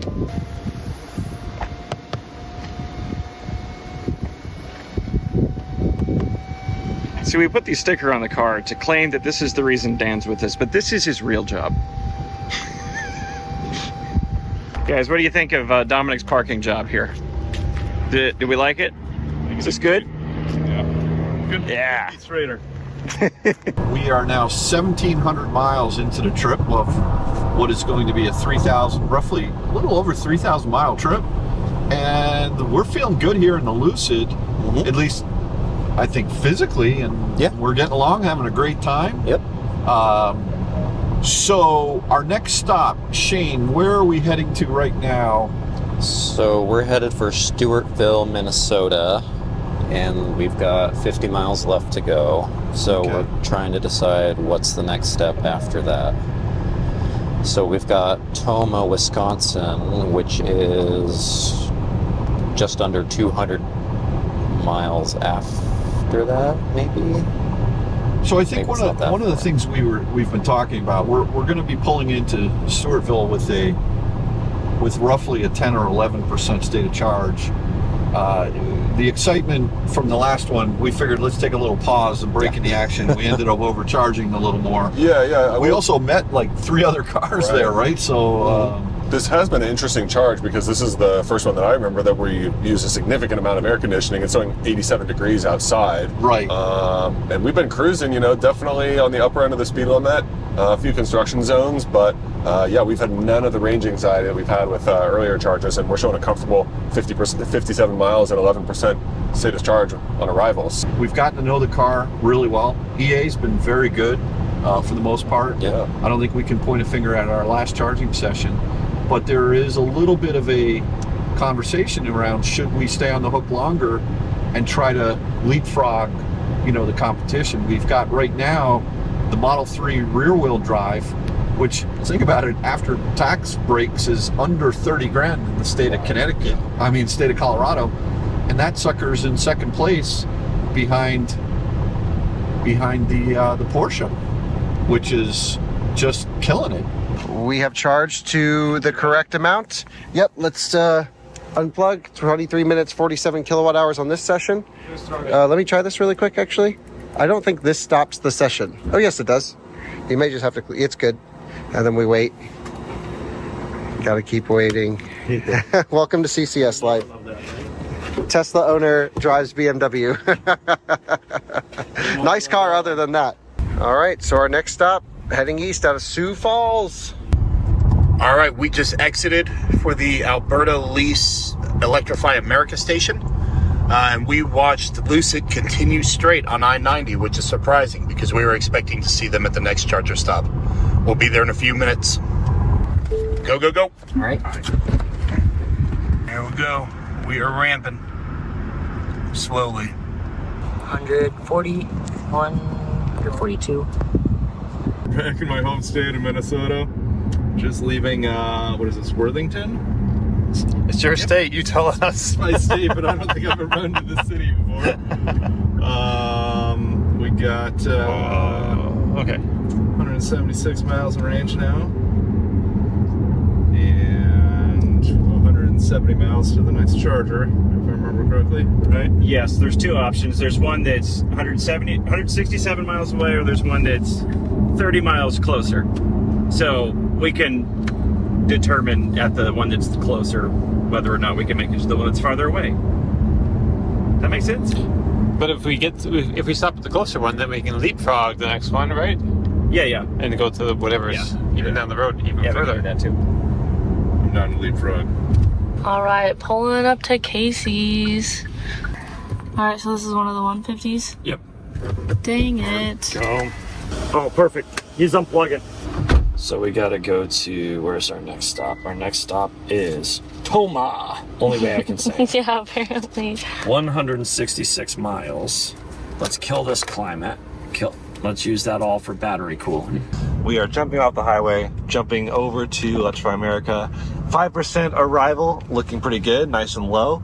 And we should see much better speeds, well, at least substantially better speeds than the V2 superchargers we've been trying to use for most of the stretch. And this should get us to hopefully the next V3 and hopefully a lot of other V3s after that. Maybe we're almost done with V2. I don't know, not holding my breath necessarily, but we're gonna see how this works on our first CCS charging stop. CCS adapter, first time we've used this. Solid connection there. Hoping for the best. Connecting vehicle. Oh, clicking is good sounds from this beastly cabinet. Shutting off AC just in case that makes a difference. And ramping up nicely. Nice. It's already sort of worth it. We'll see what we top out at. We're definitely curious. Have not done any sort of EA charging on this car before. Model S, I think, topped out at like 210, but I think they're slightly higher voltage, so we shouldn't quite see that. We'll see if it gets any higher than this. This is a good beta test to see if it's worth doing any more EA stops. Acura's in the lead. No surprise there. Followed by the Porsche and Winona, or just past Winona. And then in a big little cluster here in the middle is the Lucid and basically everyone else. The Lucid in Rochester as well as the Model 3. And then back in a cluster is Mercedes, the Ioniq, the Plaid between Austin and Hayward, Minnesota. We're back So this is everyone else, and this, I don't know if you can see this, it doesn't matter. This is us, back here, and then scroll, there's the BMW, and then way back here, probably still in Wyoming, it's going, is the Tesla, the old one. Wow. So we're not last? We're not last. The BMW is 56 miles behind us. Wow. We're gaining. And how much behind is the old Model S? 264 miles behind us. Ooh. And who's the closest to us ahead? Ionic. And they are, well, they got pulled over because they're naughty. Right. They're 83 miles in front of us. Oh, geez. Wow. If we turn the air conditioning off, 149 miles of projected range. So we're going to try to stretch it to Rochester because that's where the better options are. Mm-hmm. And then after that, the options kind of clear up a little bit, and they're not good. So we'll have to have a little team meeting after that. There's no obvious Electrify America along the I-90 after that. Really? For a good distance. We could choose adventure and go to the Ford dealership. Anyway, it's hot in here now because we turned the air conditioner off to make it to the charger. There is a version 2 supercharger in La Crosse, about 120 miles, but it's only 120 kilowatts. There is a Ford dealership that has 180 kilowatt chargers, which is what we're planning on giving a shot. And that should give us a pretty good option. There also isn't an Electrify America super nearby. Just trying to get somewhere that's about 120 miles is usually pretty good just as far as charging curve for us. So that's what we've been trying to balance. Somewhere that's in that range, but will also give us good charging. While we were there, Lucid got a little bit further ahead of us, and they are now stopping for charging. And the Mercedes passed us. The Hyundai followed us to a charger that was in the same town. So we are making our way. We expect to be passing the Mercedes any time now because they're only a few minutes ahead of us.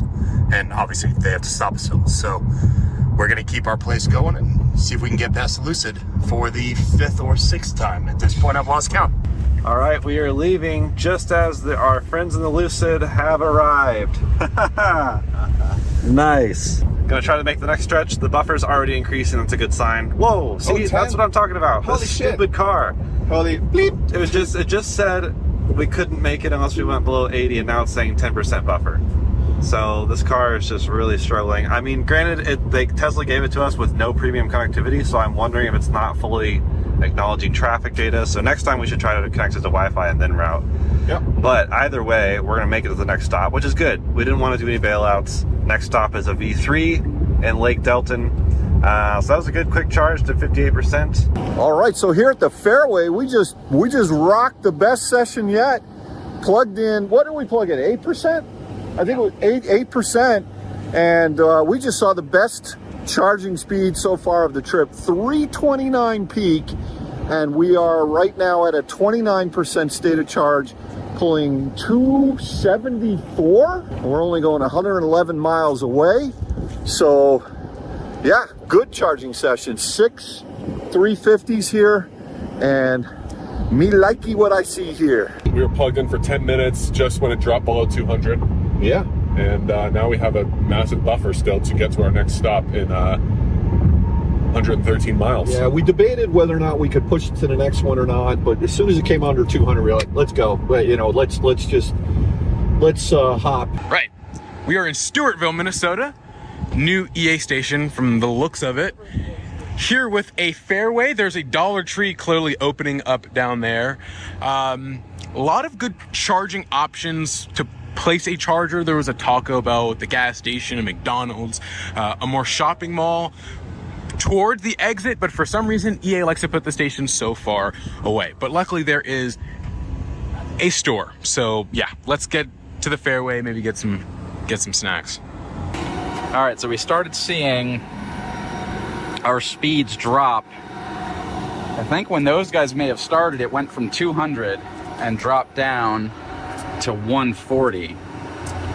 And it says balanced charger. So we're changing to the other charger on the other side to see if that's any better. That's good. That was a good call. Perfect. 1 and 2, 3 and 4, 5 and 6. And when these folks plugged in, ours slowed down. So 2 and 4 appear to be connected. 3 is not, so we were connected to that. What are we pulling right now? Hey, look at that, 203. Can't beat that with a stick. All right, here we are rolling into Oklahoma, which is across the river from Chamberlain, South Dakota. We're at, rolling in at 1%. That's right, baby, 1%. That's how we roll. It acts like it wants to go higher, but yeah, it might be so low that it's not gonna. It might go up a little bit once it hits like 3%. Yep, there we go. All right, in a number that's sure to make Kyle very sad, 82%, this thing's still pulling at 115 kilowatts. Wow, all right, here we go. Look at the full workouting. This is calisthenics with Sebastian. Are we done? Are we done? Yeah, when you're ready. Yeah, let's go. Pull it. All right, there we go. All right, we're heading off, and 272 miles. Oh, 280 is how many that says. So, yeah, all right. We'll see what happens. We just found our new best friend. That guy right there. Once he comes over, we're going to manually inch up on him. And we have this 20-mile-an-hour headwind that we need him to push out of the way for us. So we just need to kind of get into the buffer zone. Yeah, we'll have to burn a little bit of juice to get up to him, of course. And then it'll be all right. The BMW says we won't make it. Let me know at any time if you would like to put charging stations stop. She's not her favorite friend. It's the left arrow. Cancel doesn't actually do anything, unfortunately. In fact, she talks more, right? Yeah, that gets her going. She gets angry at you. Yeah. That was a bad decision, guys, because he is exiting right here. So we just burned all that energy to catch up to him, and he's off the highway. Well, sometimes you gamble in life and it doesn't work out. This happened to be one of those times. Whoops. Here we are about to cross over into Wisconsin. Yeah, it's been a pretty easy drive. We've had a little bit worse efficiency than expected. We had about 8 to 10 mile per hour headwind for the first good while. I did have to drop the speed just a little bit. I think like 4-ish miles per hour for a lot of it, but I was able to inch it back up toward the end. We are plugged in already, and as you can see, oh, look at that work truck. Look at that. That's some great fitment. But this is what the charger looks like. 110, so hopefully it'll ramp up a little, but yeah, the problem is here in La Crosse, the version 2 supercharger is just 120 kilowatts. So even if it does not ramp up from here, we are not losing any time at all. So not a problem.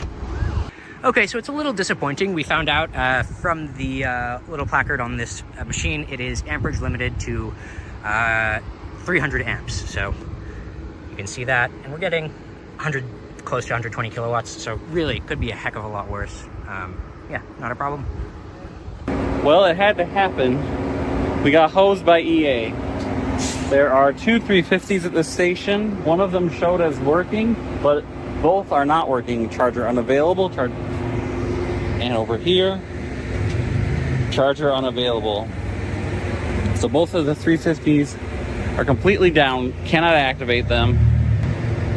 So we're having to charge on a 150, which thankfully was not occupied, despite in the app showing that it was occupied.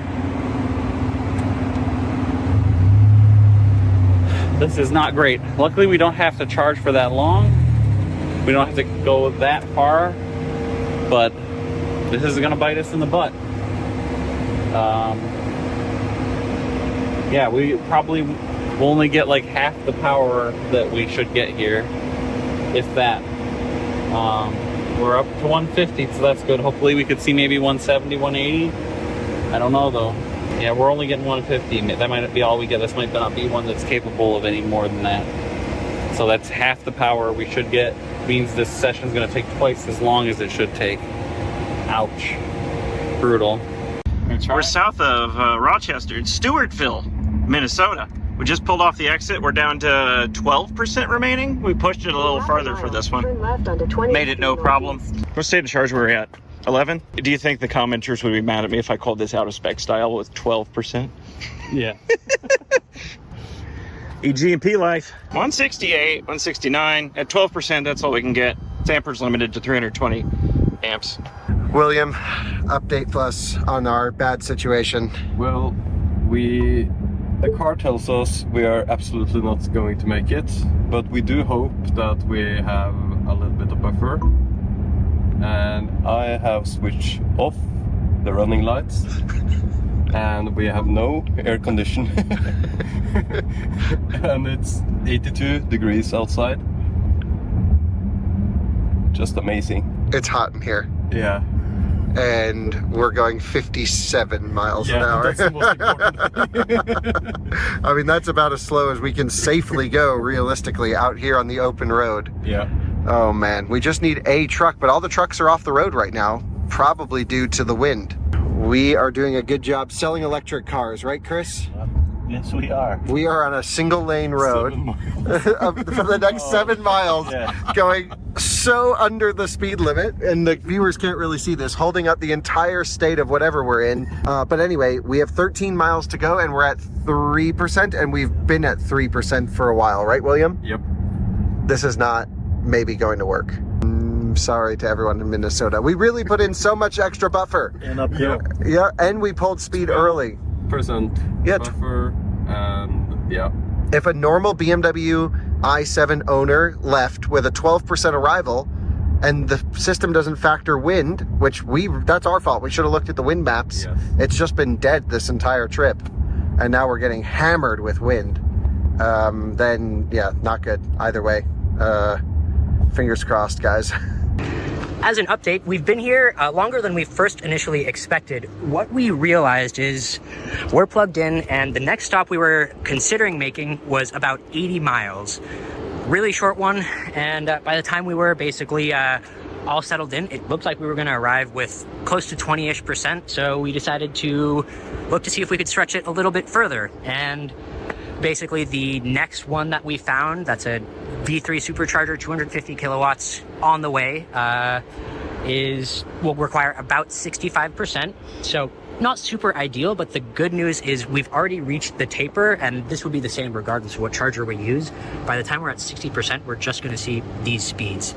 And just a little bit of logic behind this decision was that essentially we decided that staying here a little bit longer and just stretching it would be faster than doing 2 short stops. So, and initiating charging. Good thing is we got ourselves a 350, which is a good thing. There's only 4 charging stations, and one of the 350s is offline. So thank you to the Bolt over here. Right way. Doing it the right way. This is Toma, T-O-M-A-H, in the state of Wisconsin. Oh, 331, 2, 3, 4, 5, 6, 7, 8, 9, 339, come on, 340. Okay, the lane just ended. People are finally getting to break free. That guy was wide open throttle. We have power limit, but we also have our exit. So things are going well. Too bad it's over 2.5 miles, or 2.4 miles, I should say, to our charging destination. But I think we'll be good. I think we'll get there at 1%. I think we were maybe even slightly conservative right there at the end. So we can now boogie over to the charger. I don't think there's any need to drive slowly. We can just blast, charge, and get on the road. There's one employee looking at Corsica. A Corsica, wow. Oh my gosh, I haven't seen a Corsica for, oh no, is that Illumina? No, it's Corsica. We pulled in at 5:59 with 7%. It's always the top of the hour. Every time. Top of the hour. Didn't we stop with a higher state of charge and got a higher peak, like early on the trip? Maybe, but we should still be pulling 100 kilowatts. Yeah. At this point. Okay, what happened? No one's surprised. Well, so your app, my app are still frozen, but Dominic's hadn't been used yet. So For this stop, we used Dominic's app. We all went in, used the restroom, get the food, came out, and it had stopped the session. And so once Dominic is back out here, we're assuming that his app will also be frozen. Yeah, so you'll have to you had to restart it with credit card. So yes, we just started with the nice machine here and charging. So slight setback, will probably last 5 minutes there. Potential charging time. Do Autel chargers have this issue? Nope. Never. Never. Hey Dominic, is your Electrify America app also out of commission? It is. I'm going to restart my phone, just on the off chance that will fix it, but I'm pretty sure it won't. I'm pretty sure, yeah. None of us have a functioning Electrify America app now. Right. Yep. But, you know, obviously it was bound to fault out like that, apparently, if yours did and his did. I bet you everybody's Electrify America apps are messed up. Maybe we should ask. It seems to only be on this new hardware. Oh. I don't know if that is a correlation, but we had no issue at the last stop. No, we started with a credit card. Yeah. Maybe we should ask the other people. Who else? Kyle had that issue too. Okay. It was on that last charger. Okay. So we got screwed at the Madison charging station. Both 350s down. We trusted the Porsche app and EA apps, which showed them, at least one of them as available. But we should have checked PlugShare, where somebody this morning said only the 150s were working. But we got the very minimum amount of charge we needed on the 150s to get out of there and get to Schaumburg. We're cutting it tight to get over to Schaumburg, get us out of there, and get back to the speeds we need as quickly as possible. And did we check PlugShare on that yet? Yes, we did. And there was no complaints. Cool, yeah. Great, awesome. Yeah, would love it if the Electrify America app would coincide with reality. Yes, as always. But yeah, the fact that we have to rely on PlugShare is ridiculous. All right, here we go. According to the app, we should have all stations available. Okay, welcome to Casey's. We are backing in the big boy. We made it. That was awesome. Let's get it juicing. Port open, port open. In we go. Chris, maybe you can do that part.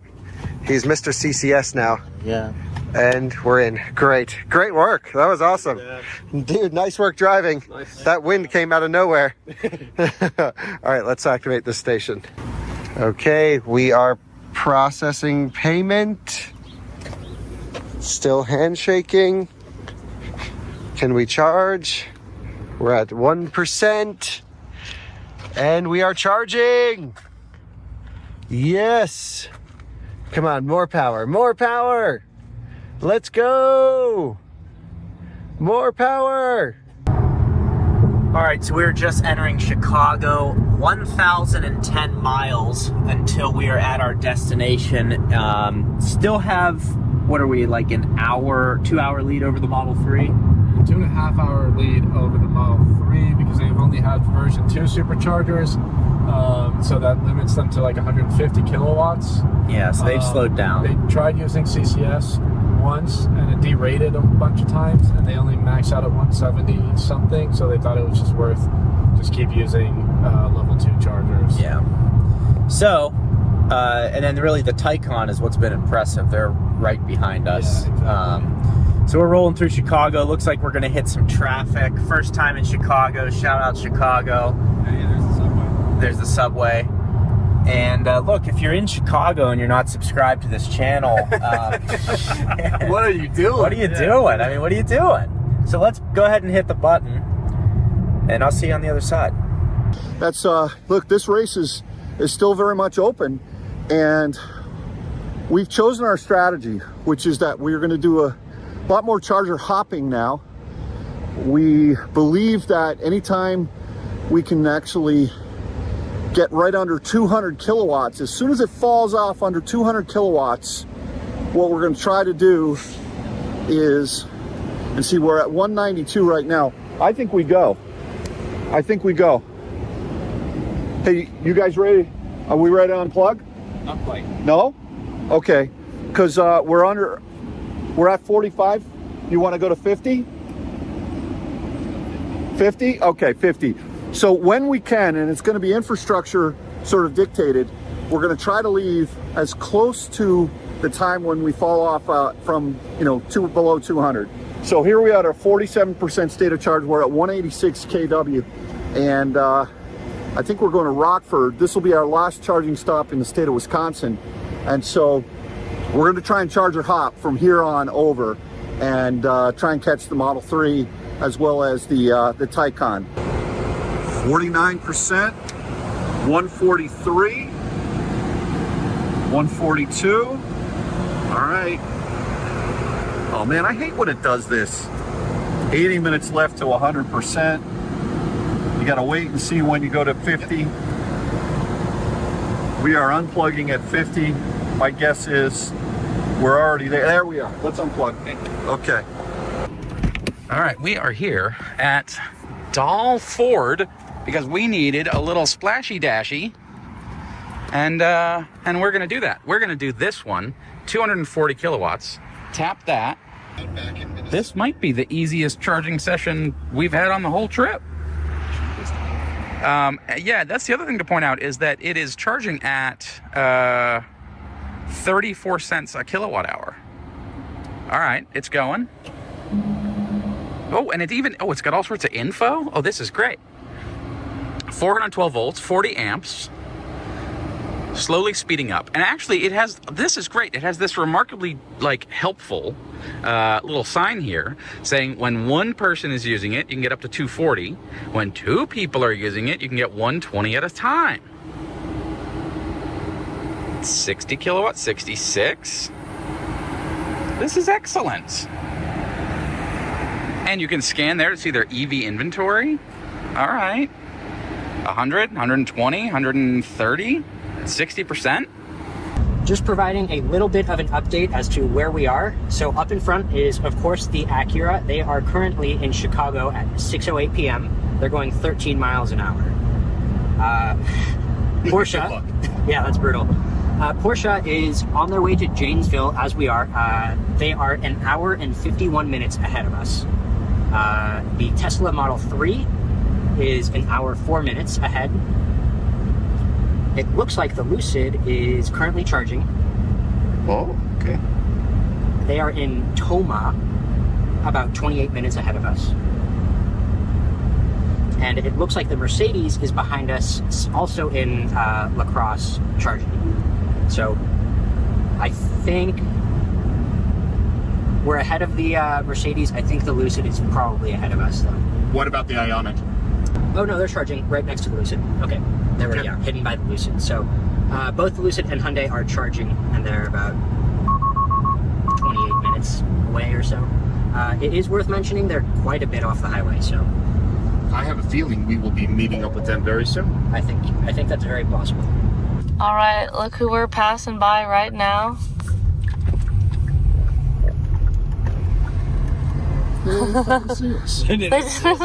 All right, so we're gonna see if the EA app works. Somebody in the group chat said it wasn't working for them or anybody else in the car, so very questionable. Yeah, I should have ran that. You wanted unplug. Are you moving stations? Hopefully this one goes a little bit better. Initiating charge. This is the one we know Dave and them got a monster charge session on, so. They used it all up though. Yeah. Hopefully they just primed it up for us. Yeah, they just warmed it up, you know. It needed that. Maybe it's just the car's problem then. It's going up. There we go. All right, we're ripping. That's good enough. Okay. Let's go do our things. We're good. All right. So many interesting looking restaurants here. Bobber's Island Grill, man. Wow. Damn. And of course the supercharger is at like a Denny's or something. Yeah. Anyways, pulling up to the supercharger, 8%. A bit higher than we'd prefer, but there's really no way to tell with this car. So we'll see what we can do. This is now the time for us to use, I think, our charging curve to its full potential. We're coming into more and more EA issues across the board. So if we can find reliable superchargers not too far off the route, we might be okay. All right. Wow, amazing weather. 78 degrees Fahrenheit. Plugged in. What? Is that one? Oh my God. shock moment. Testing your patience. Look at that Denny's though. That is nice. Okay, let's see you ramp up. Come on. Come on. Already 170. That's already just about what we were doing at EA. 350 kilowatt stations. 184. 195, looking good.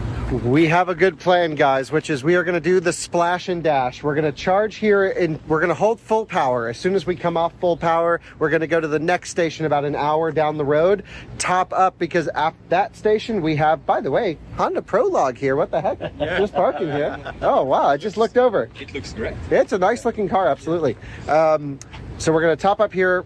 It's only 55 miles to the next station, but we want to keep the voltage curve a little bit higher because then we get faster charging.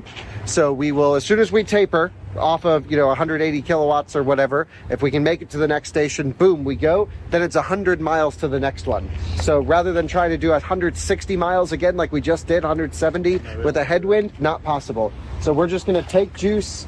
We're still doing 188 kilowatts, so no reason to leave. Even though we could almost leave now, we'll just ride it till we aren't taking full power and then blast an hour down the road. So we have enough range to make it to our 50-mile hop or 60-mile hop, but we are going to let the car continue charging at full power. No reason to leave if we're getting the juice. The only thing we are going to do is, because we haven't had air conditioning on in the car for a while, is put on air conditioning and cool it down using charging power. That way when we hit the road, we're not burning any extra juice, because I believe the BMW should pull extra power from the charger. We have heard from our fellow drivers, especially the ones that are a little further ahead, that rain is ahead, and we can see it right here. We are running into the remnants of Hurricane Helene, whatever we're calling her. All right, that is our original charging station that we were trying to get to and we were going to not be able to make. And now that we have added 10%, it says we'll be there with 20, so we've got 240. Yep, we're good to go. Oh, there you go. Press that button. So, energy delivered, 16. Welcome, connector to start. We're gonna hit, I'm gonna scan that so I can get a receipt, and we're gonna hit the road. Good to go. But this was a great option right off the highway, way closer than any of the EA stations have been, and started faster, so thank you, Ford. And we are in Chicago, Chirac traffic. Nice Grand Sport right there, though. Yeah. Wish we were in that. Even though we're all in the same traffic. Needs a little coconut oil on his elbow. Jesus Christ. 34 minutes slowdown, all red. At least we're moving, but we're still ahead of everybody. Taycan is an hour and 30 minutes behind us, and we have a half a tank roughly. All right, guys, I'm gonna unplug us. We're at 30% state of charge. William, I'm good. The whole screen here is frozen, so we don't know charging stats, but we can look in a minute. Push and hold here. We've just stopped charging. That was perfect. And we could run battery preconditioning this leg so we can get the battery at the right temperature. And I will do that as soon as I get in the car. Chris has already got it in gear. Proper driving spec right here. We're in efficiency mode already, and that was perfect. Hell yeah, we just are getting into the groove. That was freaking awesome. When you said you were going to reboot your phone to try to fix the issue, I thought, well, that's not going to work. Right. Did it work? It worked. It worked. Actually. I did the same thing, and my phone also does not show that I'm charging anymore. Right. All right, it's doing 5 kilowatts. We're going to stop it and go to wherever we haven't decided yet. All right, I see we are going 78, not 81, which would be our maximum speed. What's going on? All right, so we have a little bit of elevation to climb coming up here. We are at the point too to where we have a supercharger halfway between us and our goal. The car's telling us we got to stay below 75, but we're in a race, and that doesn't happen in a race. And so we were able to creep up behind this guy who's doing just a touch under our limit, which is dashboard indicated as 81, but GPS 80, which is where our rules are. So we just ran the calculations. It being a 3-mile-an-hour difference, we're talking about over the course of the time to get there about a 6-mile difference. I think we need to draft, because I don't think we're going to be able to get off, do a quick 2 or 3 minute charge to be able to turn around and go back and recover that missing time. Yeah, agreed. Realistically, like, yeah, we can get off the highway decently quick, but the amount of time that it takes for us to pull off, you know, put into reverse, get out, all this stuff, it's just these seconds that are ticking by that if you're going 70, 75, close to 80 miles an hour, you're going to make up those 6 miles real fast. Yeah, and when we get further out there, you'll notice we're taking a pretty sharp southerly turn. Yep. There's a wind going directly this way right here. So when we get around that curve, if that wind keeps rolling, we may be able to turn around, get around this guy, and go back up to speed if efficiency shows that we're going all right. Oh my goodness. So they changed the murals on the outside that are made of corn for the year. Oh, really? The murals continue to change. And there's Wheel of Fortune guy, Bo Barker.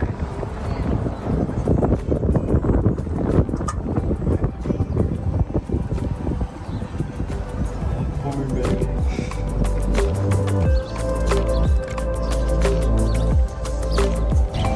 Look closely at the texture, you'll see. Oh yeah. You got corn husks. You got people shucking the corn. You got the corn cobs. Yep. So we still have the Right next to City Hall. That's great. Chris, the BMW has this feature where it will suggest lane changes, but thankfully doesn't just do them at random because sometimes cars that do are wrong. Can you talk about how you can activate the automatic lane change? It's pretty cool. I can activate it just simply like look at this mirror here and now I'm changing over. The car actually checks out back for me, make sure I'm cleared for the other guy, and then I'm on my way. Yep, so it's like it offers the lane, you check the mirror, and as long as you look long enough and say yes, you know, with your eyes, I'm good, then it takes the lane. The only thing is, if you check and see something you don't like, I don't really know how to tell the car you don't want to make a lane change, other than just pulling the wheel the other way.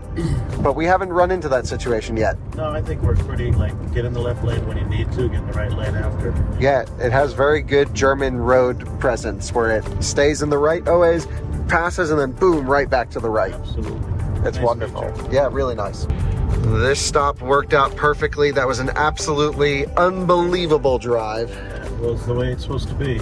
And thank you for your expert vehicle navigation skills. That was very comfortable and very nice.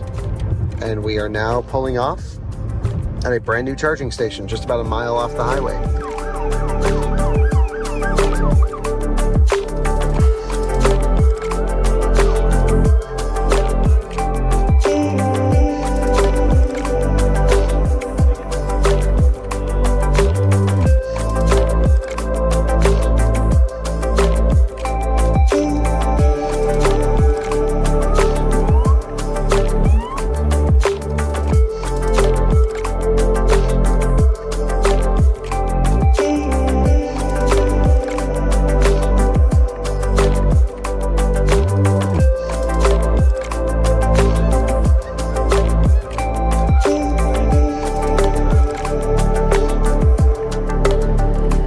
Typical BMW parking job things going on here.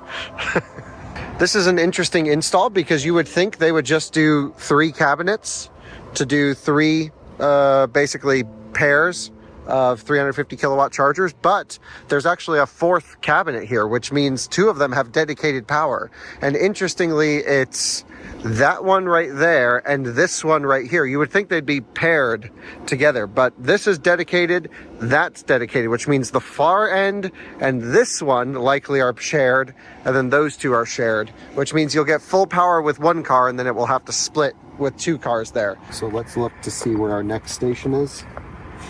If we come in here, we're in Rochester, and we're gonna go to Toma, which is like way the heck off the road. What is this all about? Oh no.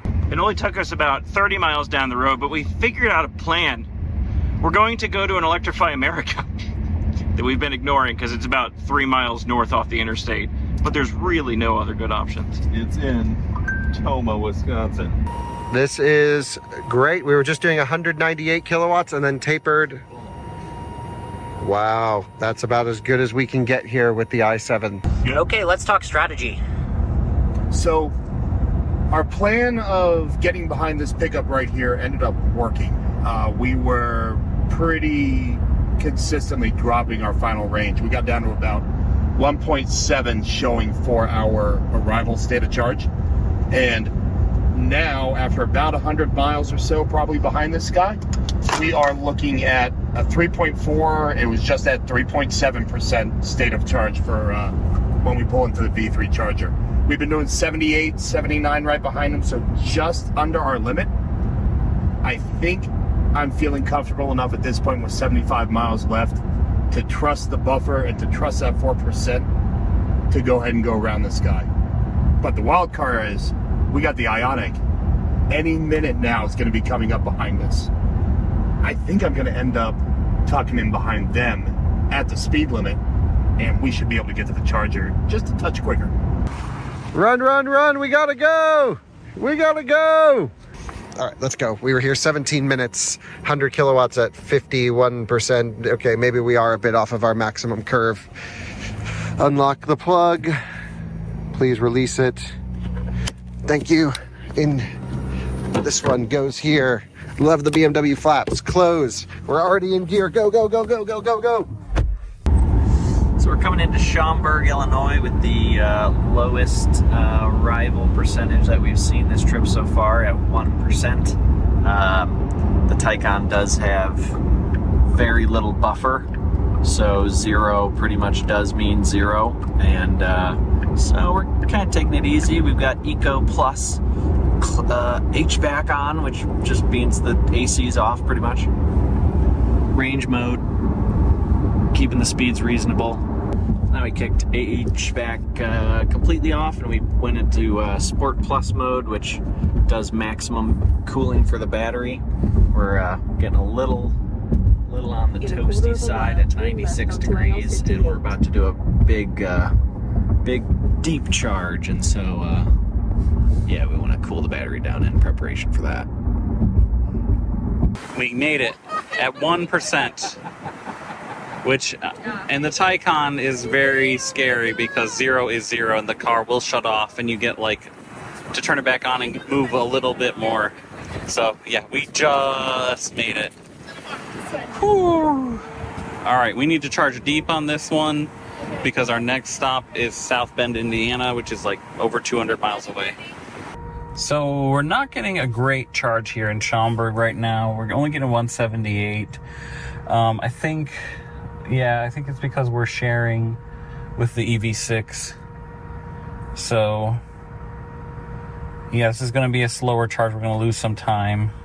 Now that the EV6 is unplugged, we are getting the full 300, but we're at 54%, so we might only get another 10% at this rate, but hey, glad to get it for as long as we can.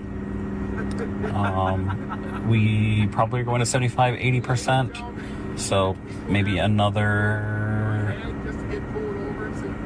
5 minutes or something. So what a big bonus of the Schaumburg stop is Drew's lovely parents have brought us actual food, burgers and fries.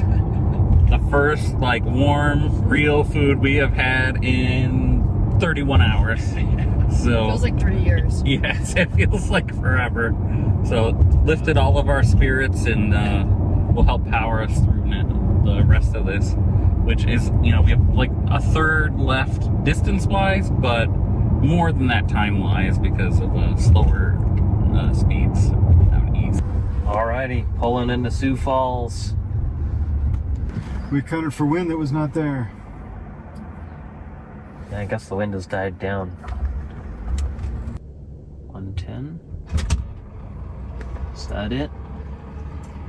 I'm very excited to try our new revitalized Electrify America apps that don't show that we're still charging in South Dakota.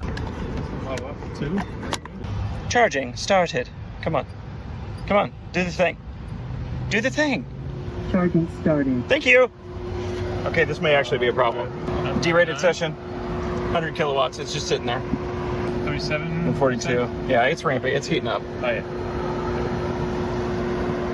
These are also really old chargers, so it could be the charger. Charging session has continued. It peaked at like 162. I don't know why it's slightly derated. Now it's down to 148. Could be the charger. It's really not derated enough to worry about moving. Also, an e-tron friend joined us. Hey Colton, we're gonna use sandpaper to clean this. Make sure to get a bunch on the paint and then rub the paint off with your zipper. I hear that helps. It adds abrasion. This is Dominic's job application, Colton. He's going to move to Colorado. He's going to be your right-hand man. Oh, 2 kilowatts. Oh my God. Taking a nice nap there. Next stop in Electrify America in Rockford, Illinois. It's 165-ish miles away. And this time we need to use the built-in nav so we have preconditioning because it's getting a little chilly outside again. It's a terrible place to put chargers, but while we were in Toma, I did buy something. Oh, I bought a pumpkin. Can't even see it. Hang on, wait, there we go. I bought it a pumpkin. Oh, it's not even orange though. No, I wanted a white pumpkin. Okay. For filming. Okay. That doesn't make sense. No. All right, so here we are. We are 6 miles coming into the Janesville Supercharger. It's our first V3 in probably the last, I don't know, 8, 9 charging stops. 800 miles. Yeah, thankfully. We've done a really good job of being able to keep up with it. We really have utilized the CCS network. But now, which has been fun for the last 50 miles of navigating fairly heavy traffic, we haven't had autopilot. So it's been fully manual. Well, these ones were not the easiest ones to find. They were kind of tucked away, hidden. But we're in Janesville, and we've got version 3 supercharger, so we should be able to get a very good charging session and get on our way pretty quickly. All right, so we are getting off the exit here in Rockford, Illinois. We've got 4 350s waiting for us with open arms. Hopefully we're going to get some good juice. And we've been having a good day as far as EA goes. That last session, guys, that was epic. Fantastic. Just the way we love it. So, good driving session here, Shane. You see the message from the 2013 Model S? It's their 17th charging session today. Wow. Oh, really? Oh my God. Well, listen, you know. I think that's what they said. 17th. They're still in South Dakota. They are. That's gotta be total. Down a road. Kyle's favorite restaurant, Texas Roadhouse. Super fast, Shane. Time is money. Definitely. We're hopping because we were over here at 242. All right, let's see what we're gonna do over here. This thing should take... That was so quick, Shane. Good job, man. Really good. Charging power limited by station, but it's still going up. Not too bad. It's 281. Oh, nope. Now there it goes. Yeah. Okay. We're getting a little bit of a surge here. I forgot to film, not we, but we just stopped for the 7th or 8th time, filled up. We had like a half a tank roughly, a quarter tank, but it's starting to rain now, a little harder. It's still kind of a drizzle, but we have under 900 miles to go, and it looks like we'll get there at 10:30. Let's just keep on kicking. All right, so we're pulling up to where exactly? Rockford, Illinois. A lot of EV activity here. Looks like both 350s are taken up, but Dave should be leaving any moment now. Bye, Lucid. Bye. Stretched up legs. Hey, how is that drive? Easy. Easy. Finish. It feels a little windy right now. Did you guys deal with any weather? You know, our efficiency was good. What did we have? I think we had 3.6, 3.7. Come on. 3.7. It was our best leg of efficiency. It was our best efficiency leg since Spokane. Really? Yep. Oh, so the good wind job. didn't really play much of a factor at all. Okay. Do you guys think we're gonna see anybody else here after Lucid? No, because the Tesla Model S Plaid pulled off about 20 miles back. Okay. And they're kind of probably going to be Tesla here on out, Tesla network here on out. So we probably won't see them. We were 2 minutes behind them on the highway. Oh, wow. They pulled off. So we were neck and neck with them. So if we can get a fast charge here, Our plan is to get around Chicago to get to South Bend, Indiana. I think it's 180 something miles, 183 miles. We're getting good efficiency. We think the traffic and the speed limits around Chicago are going to be lower, which will help our efficiency. So here's where we got to make up time. So we looked at it in the car. We're going to charge to 63. We're out. We're going to count on efficiency. And if not, there is one bailout just 20, 30 miles before, 6 stations, all 350s.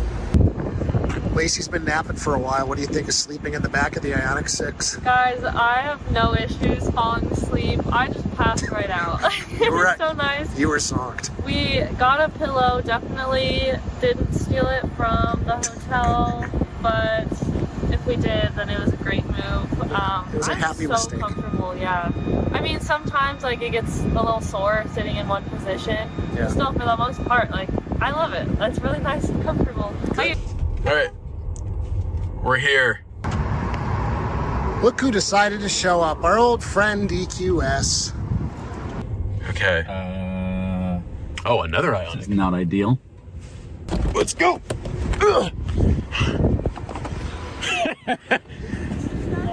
Right here. Put that in. Come on, hold on. Oh God, Phil, flip it. There we go. Awesome. All right. Now we have our EQB. Of course, our friends in the Ioniq are here again, and then there's another Ioniq 6 here. What's it say inside? What happened? Didn't go through? What? No.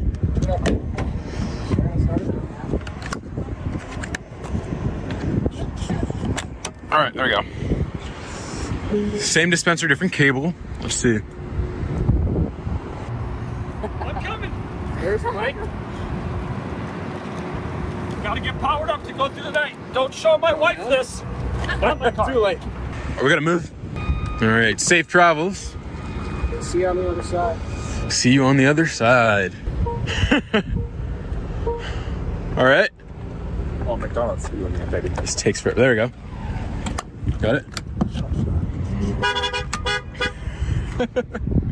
They're off.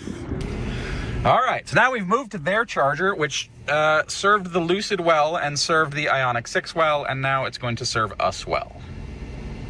Our next stop's 278 miles. 278? I think we should go to 90. Yeah. It says 82, and I 90 is low for where I'd really like to be. In the car, we arrived at 4% state of charge, so that was a perfect execution. What did we charge to? We charged to 50 something. 51, 52. Yeah, we just kept it at full speed. That was awesome. 155 kilowatts, but we need to be doing more. Yep. And we are doing more. Oh, good. So I'm not sure. We might be hitting some more of a DC limit. But we'll let it do its thing. It's not worth unplugging for these kind of speeds because the handshake time is so long. Yep. So we'll leave it. So now the plan, just so everyone knows, we have to go to Madison next because it's 100, how many miles? 160. We could do it. We could do it. Madison is kind of off the highway, right? Yeah. And no 350 kilowatts available. Yes, both offline. Right, both 350s. Yes. So that leaves 2 stations in a pretty busy city. Yeah. And that seems risky. I think we could do it. I think we skip it. We do 160 miles just out of caution of not getting held up at a station. Yep. And we'll deep charge here to 80%, 70%. Yeah, 70%. We need a good buffer here. Yeah, and I think because now we're heading south into the Chicago area, we have a tailwind. Nice. Electrify America Rockford is 2 hours, 20 minutes, 163 miles. Oh, we can do that. We can do it. And Yep. that means we can get dinner. Dinner. Yay. First. That was my main motivation. I was just trying to justify that. We have not really eaten much this trip. No. Yeah. We've called everyone else and they've had food, but whoever built I-90 CCS infrastructure must not have had to eat. Food. Yeah, totally. Yeah. The whole idea of let's drive and then stop for lunch doesn't work because there's nowhere to stop to eat. So let's shut this thing off. But we'll leave the I-7 there. The risk is if we go to a food place that's far away, and it tapers, then we lose the time running over here to move the car. But we're also about to die from starvation. Yep. And we need to eat something. And there's a Jimmy John's across the street. We missed it by 3 minutes. Jimmy John's is accident avoidance. Closed. There is McDonald's. We haven't had McDonald's this trip yet. All right, Kathy, I'm having some. We were going to walk over to McDonald's now, but there's a fence and a swamp. We need the car. And we don't really want KFC. Getting food is really hard for us. Food has been the hardest thing. Hard thing. I thought we would be the food tour because we have plenty of time, but the options all suck. Yeah. Or we're too late. Well, guys, you join us on the side of the road. Oh, no. Oh, no. We could have done a complete circle. Yeah. Arby's is really the only option we have. Starbucks is closed. Everything's closed. It's just 9 p.m. We got super lucky, even though it was the world's slowest Arby's. We are, I guess, how much can you expect at 9 p.m. in Wisconsin? We've basically, the car did not derate too badly. Just a little bit. Yeah. Very optimistic there. Yeah. 29 minutes, 62 kilowatt hours, 75 kilowatts is not great. Not great at all. At what state of charge? Dude, this EQS was doing like 120 kilowatts at 80%. And we're at 76 at 63. I think this must be the DC counter though. We are good to go. We were here 31 minutes, 23 bucks, 65 kilowatt hours. I'll let you return everything. I'll get the car on. All right, that was a short charge session, like 5 minutes. We have 44 minutes to the next, or 44 miles to the next charger. In Sherburne, we just can't skip anything. We just don't have the capacity, so we're just gonna do short haps. There we go. 92%. It says 324 miles to go 272. That should be plenty. We're doing a crazy strategy, and we're trying to go 1,000 miles with, including this one, 4 charging stops, which our current strategy hasn't really been working. So we're going to try this, which is what the computer recommends, and see how we do. We got overpasses with trains. Andreas is thrilled. I can't get over it. He's losing his mind. Coming up on this very Autobahn-looking charger right off the highway. They actually have 16 stalls total split between the two sides of the highway. Let's get ripping on another V3 250 kilowatt supercharger. Plug it in. Let's go. Nice, first try. Humid here, excuse me. It is super humid. Super humid. Cool 7-Eleven. Looks very nice. 134 watt hours per mile, which is over 4 miles per kilowatt hour, and that was even going at full speed. So 233, crazy. Already ramping up, looking good. 20 minutes to continue the trip to this other charger we're looking at. We may not do that. That's a 150 mile stretch, which isn't too bad, honestly. But looking ahead, this one is it's a bit further off the highway. I don't think we want that. I think this is the move. Okay, so we are looking here, which is another split one. Yes, it is. Cool. Heck yeah. Doing that. 145 miles, 20 minutes to charge to get there. Got some food, as always. Very nice. Hot dog. Lunchables. Very nice. Just about 15 more minutes, a little bit less actually, because we only need a little bit of a buffer, but it is all, I think, high-ish speed, 155 miles. Those are the Tesla superchargers we're using. Over here, we have some Go EV in. Go Evan? Go EV Indiana fast charging in collaboration with NIPSCO. GoEVin.com. 150 kilowatt stations. So, what are these? These look familiar. Oh, Shell Tritium, of course. That's why they look familiar. That's interesting. 4 of these. I don't know if they're load shared or whatever, but 4 CCS chargers available here too. This does feel just like Germany. Andreas confirms it. Feels just like the stops right off the Autobahn. Almost identical stops on either side of the roadway. This is a toll road. So that's why it's not easy to like combine one. Like you just, although in Kansas, we've seen them where the toll road splits and there's something in the middle, which I think makes more sense. But hey, we got the West, we got the East bound, both with Tesla superchargers, both with these Go EV in situations for CCS cars, diesel, truck parking, all sorts of amenities, pretty decent 7-Eleven. Yeah, we are about ready to hit the road. Well, I just had to go check out those chargers that are, I wonder how often those actually get used. We should be leaving here in about 5-ish minutes, which is 40 minutes before the Plaid even arrives here. So we are smoking that thing. This thing is magical. I love it. So while we have just over 2 hours to our next stop, just leaving Portage, let's see where everyone else is. Obviously the Taycan, way ahead of us. That thing is just in a league of its own, almost an hour ahead of us. They will need to charge at some point, whereas we just did, but they are up ahead. Lucid is about half an hour back, so they will also be charging somewhere. And then Ioniq 6 and Plaid are really pretty close. They've been close for a while, off and on. Also just under an hour back for both of them. And the Plaid is going to where we were just charging. I do know that for sure. EQS is just entering Chicago, whereas we are all on the other side of Chicago, basically. Well, I guess Ioniq 6 and Plaid are in Chicago. Lucid and us are on the other side. EQS is entering it. Further back, we have Genesis back in Rockford. And that is, where is that? Why is it not showing me the distance? Well, that's a ways back, basically. And further back, still in the other state over, is the I-7. Dang. That thing is just not quite the road trip beast. In fact, it makes it feel like the old Tesla is not quite as far back, which is hilarious.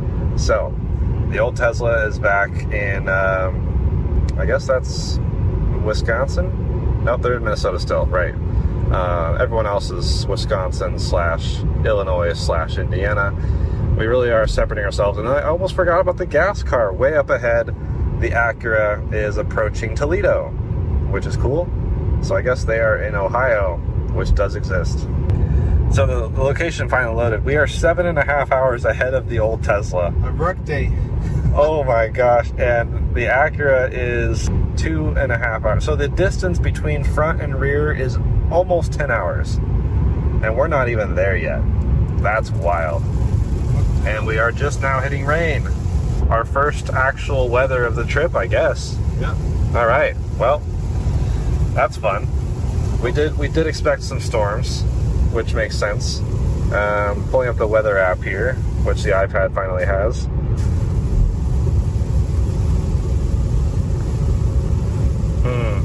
Doesn't say rain, so it can't be. Crosswind here, it looks like.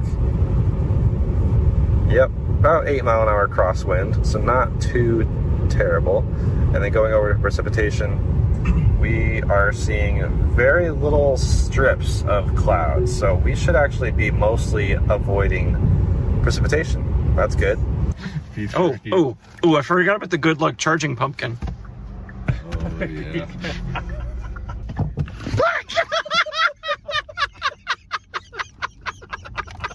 Attack pumpkin! Walton Street and then turn left. Oh my god. I would actually feel bad if you got injured.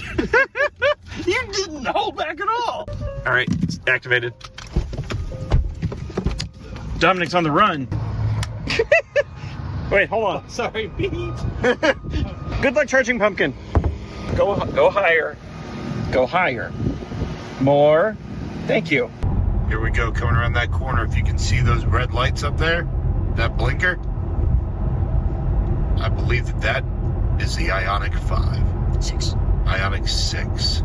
They're going to have to stop soon. And one thing we are dealing with now are tolls. Processing. Please wait. How much is it? Thank you. Full send. Plaid launch! Hey Jordan, keep up the good work.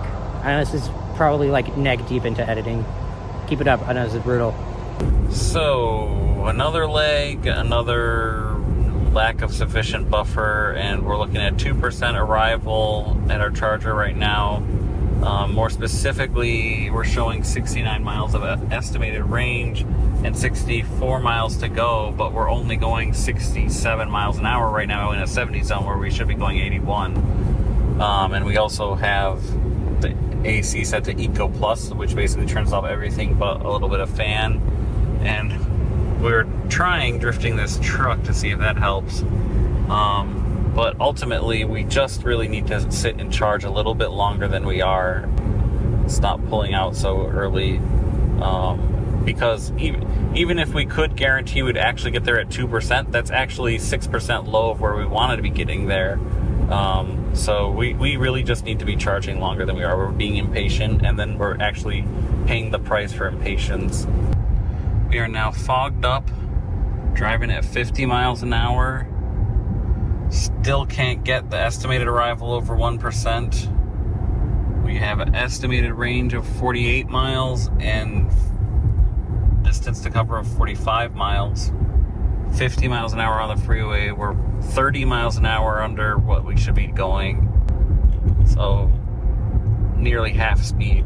The Model 3 certainly reeling us in. We are paying big time. Flying J at 26 miles. We do? Yeah. I didn't see it on PlugShare. Well, thanks for finding it, Drew. I was looking, I didn't see it. So That's super strange. yeah, we might be okay. So thanks to Drew realizing there's a Flying J, we're back up to speed and on our way to that 5 miles away from where we are now.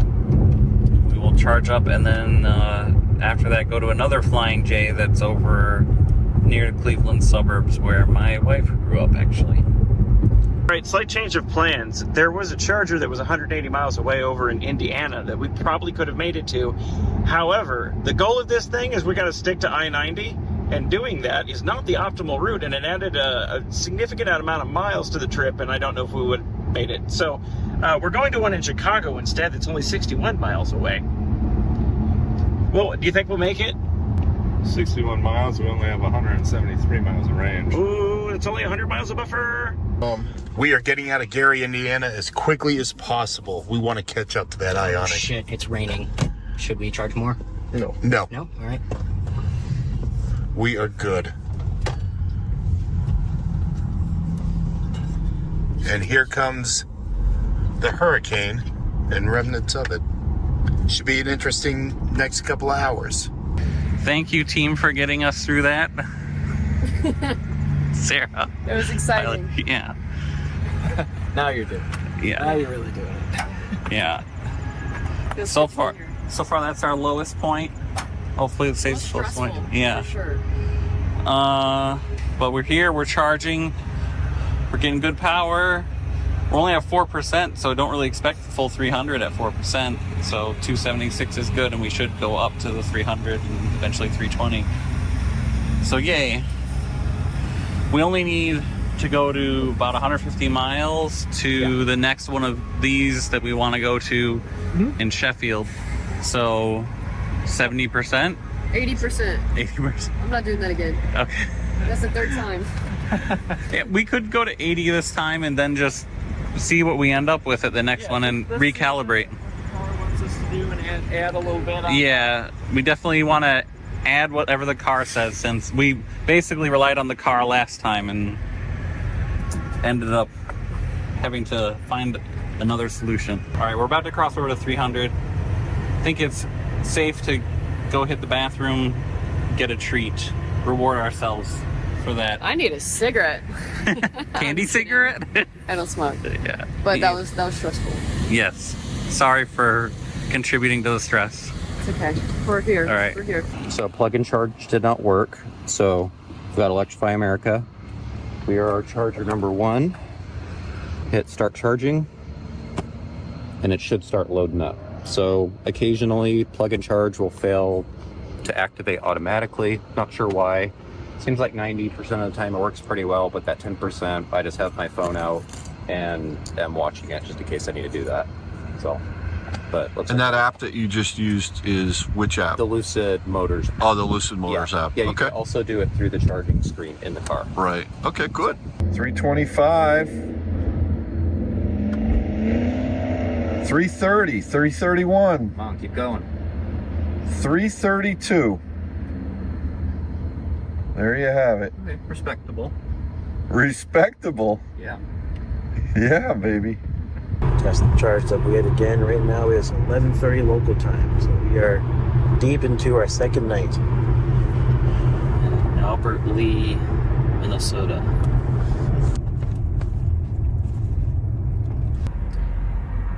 There's 80, 90, 100, 120, 124, 125. Very briefly, 125. Nice. All right, so here we are in Mishawaka, basically South Bend, Indiana, Notre Dame. We've got 4 350s here. Great session. Plugged in and immediately went up to, I think, 332 or so, which is awesome. So once we cross over the border into Ohio, what's good is they've got some amazing, right off the road, right off of I-90. They've got both Tesla and Electrify America. So we're about 4 miles off the road here. It was a little bit of a pain to get here, but the payoff is good juice. Now, I think what we're going to do is we're going to go 225 miles. I forget the name of the town. We're going to charge up to around 68%, and then we'll coast in right off the highway. And I think that's going to be the jam for us here. It's going to be a late night, obviously, for this run. Alex is going to take the helm here, and then I'll do the real graveyard shift afterwards. So look, the hair is getting bad. It's starting to drizzle a little bit, but we've got juice here at Notre Dame University. We've got the Ioniq 6 pulling in here. Looky here. Yeah, pulled in at 0%. 1 mile left, literally. Yeah, at 12:38 a.m. Mike got plenty of sleep, but I think it's Corbin's turn for some of that. Catch some Z's. How are you doing? Look at you. How are you doing? That's funny. Let's see what kind of juice this sucker takes here. Yeah, you know, definitely not like 330 kilowatts. Wow, you pulled in at 0%? Less than 0. Nice. Damn, got the Sam's Club and not the Walmart. Kind of threw us off. There's an ID4 charging here, so we need station 2 or 3. Yep. Melissa's mom uses the same one. I love how they plugged in at like 50%. Usually the inner ones are 350s. Yes, so we'll back it in here. So in the reverse. Activate. Yes. Nice. And I'll shut climate off here in a moment, but we are good. We are charging and we are getting good speeds. So our 170 kilowatts, what must have been a charger limit before instead of a DC counter, because we're up to full power here. So we plugged in at what, 5%? Supposed to be 4, and we're getting great power, full 500 amps, everything the car wants. So this is great.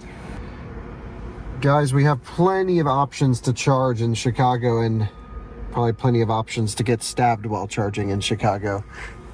Okay, maybe a bit extreme, but maybe plenty of options to get held up with traffic at DC charging stations. There's a lot of considerations.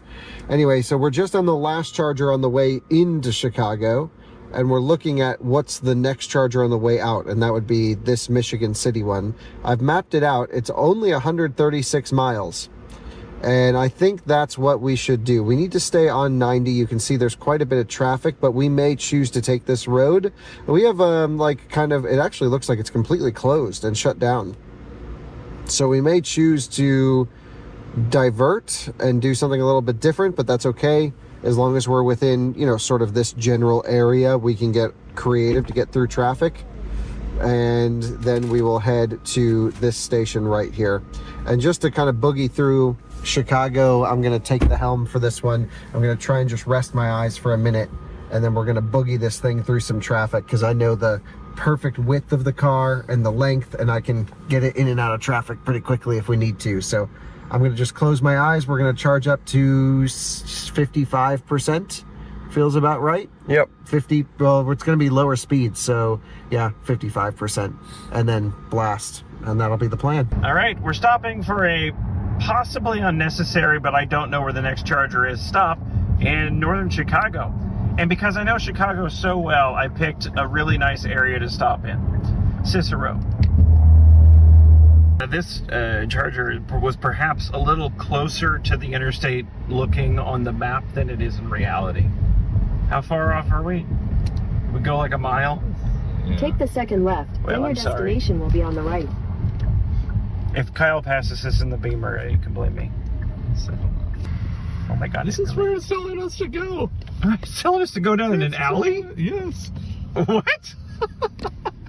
This is going to be okay. Our death.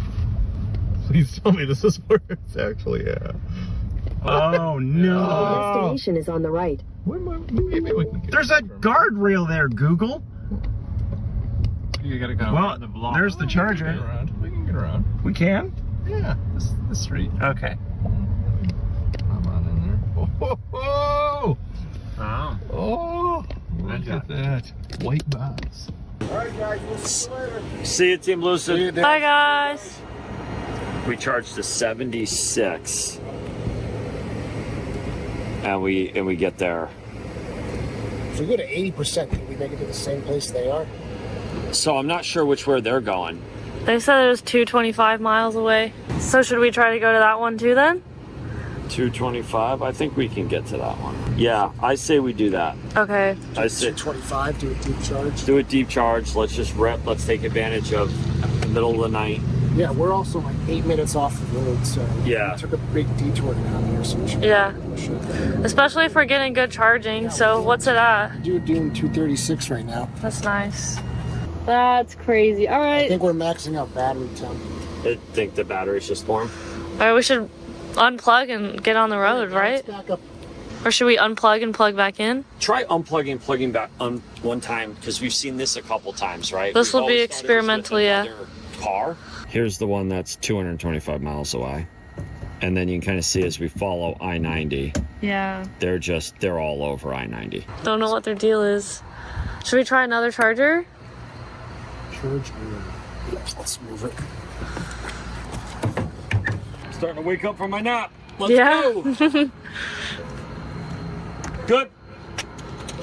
Unlock. Come on, cat. Hearing something. I heard it. And 3 kilowatts. Just wait. No, it was after he pulled it out. All right. Let's go. Run, run, run. There are no amenities at this one unless we happen to be customers of Bank of America. I guess these are apartment buildings. Yep. There's your site tour. Yeah, we arrived at 53%. That's what out-of-spec style looks like in an EGMP car.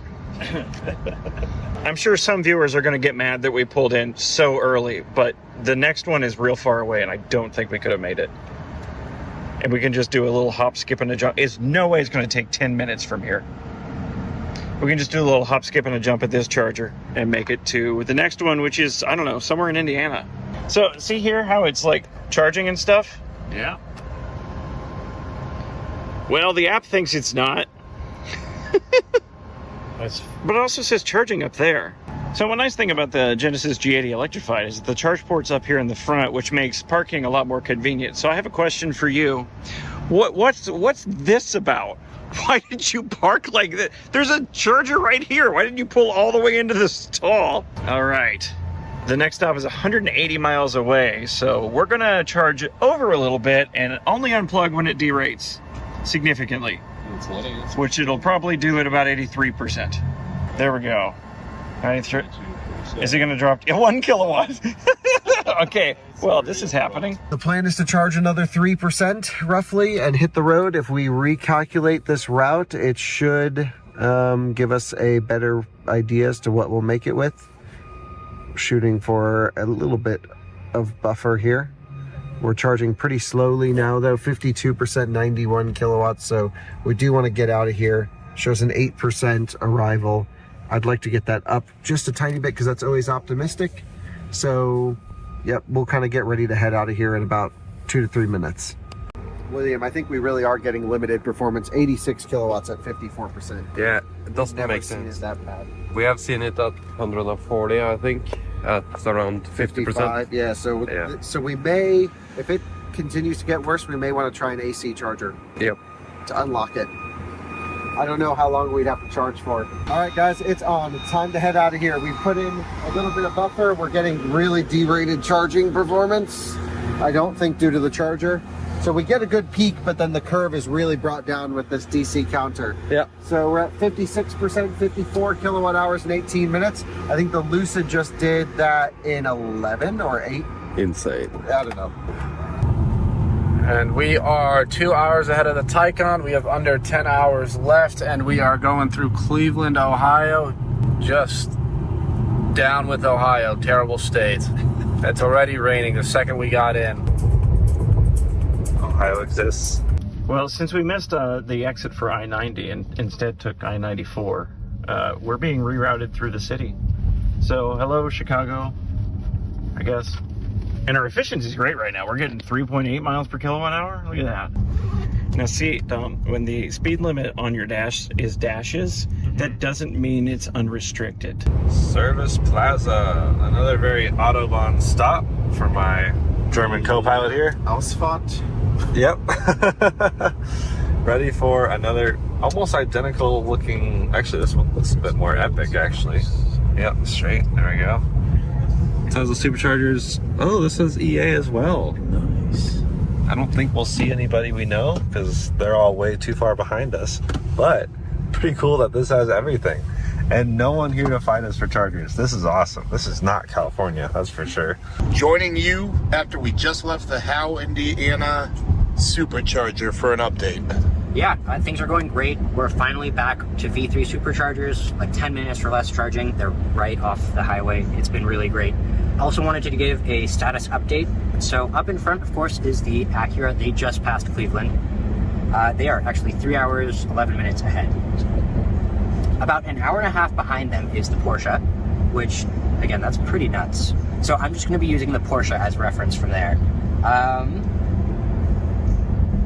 About an hour behind the Porsche is the Model 3. 40 minutes behind the Model 3 is the Lucid.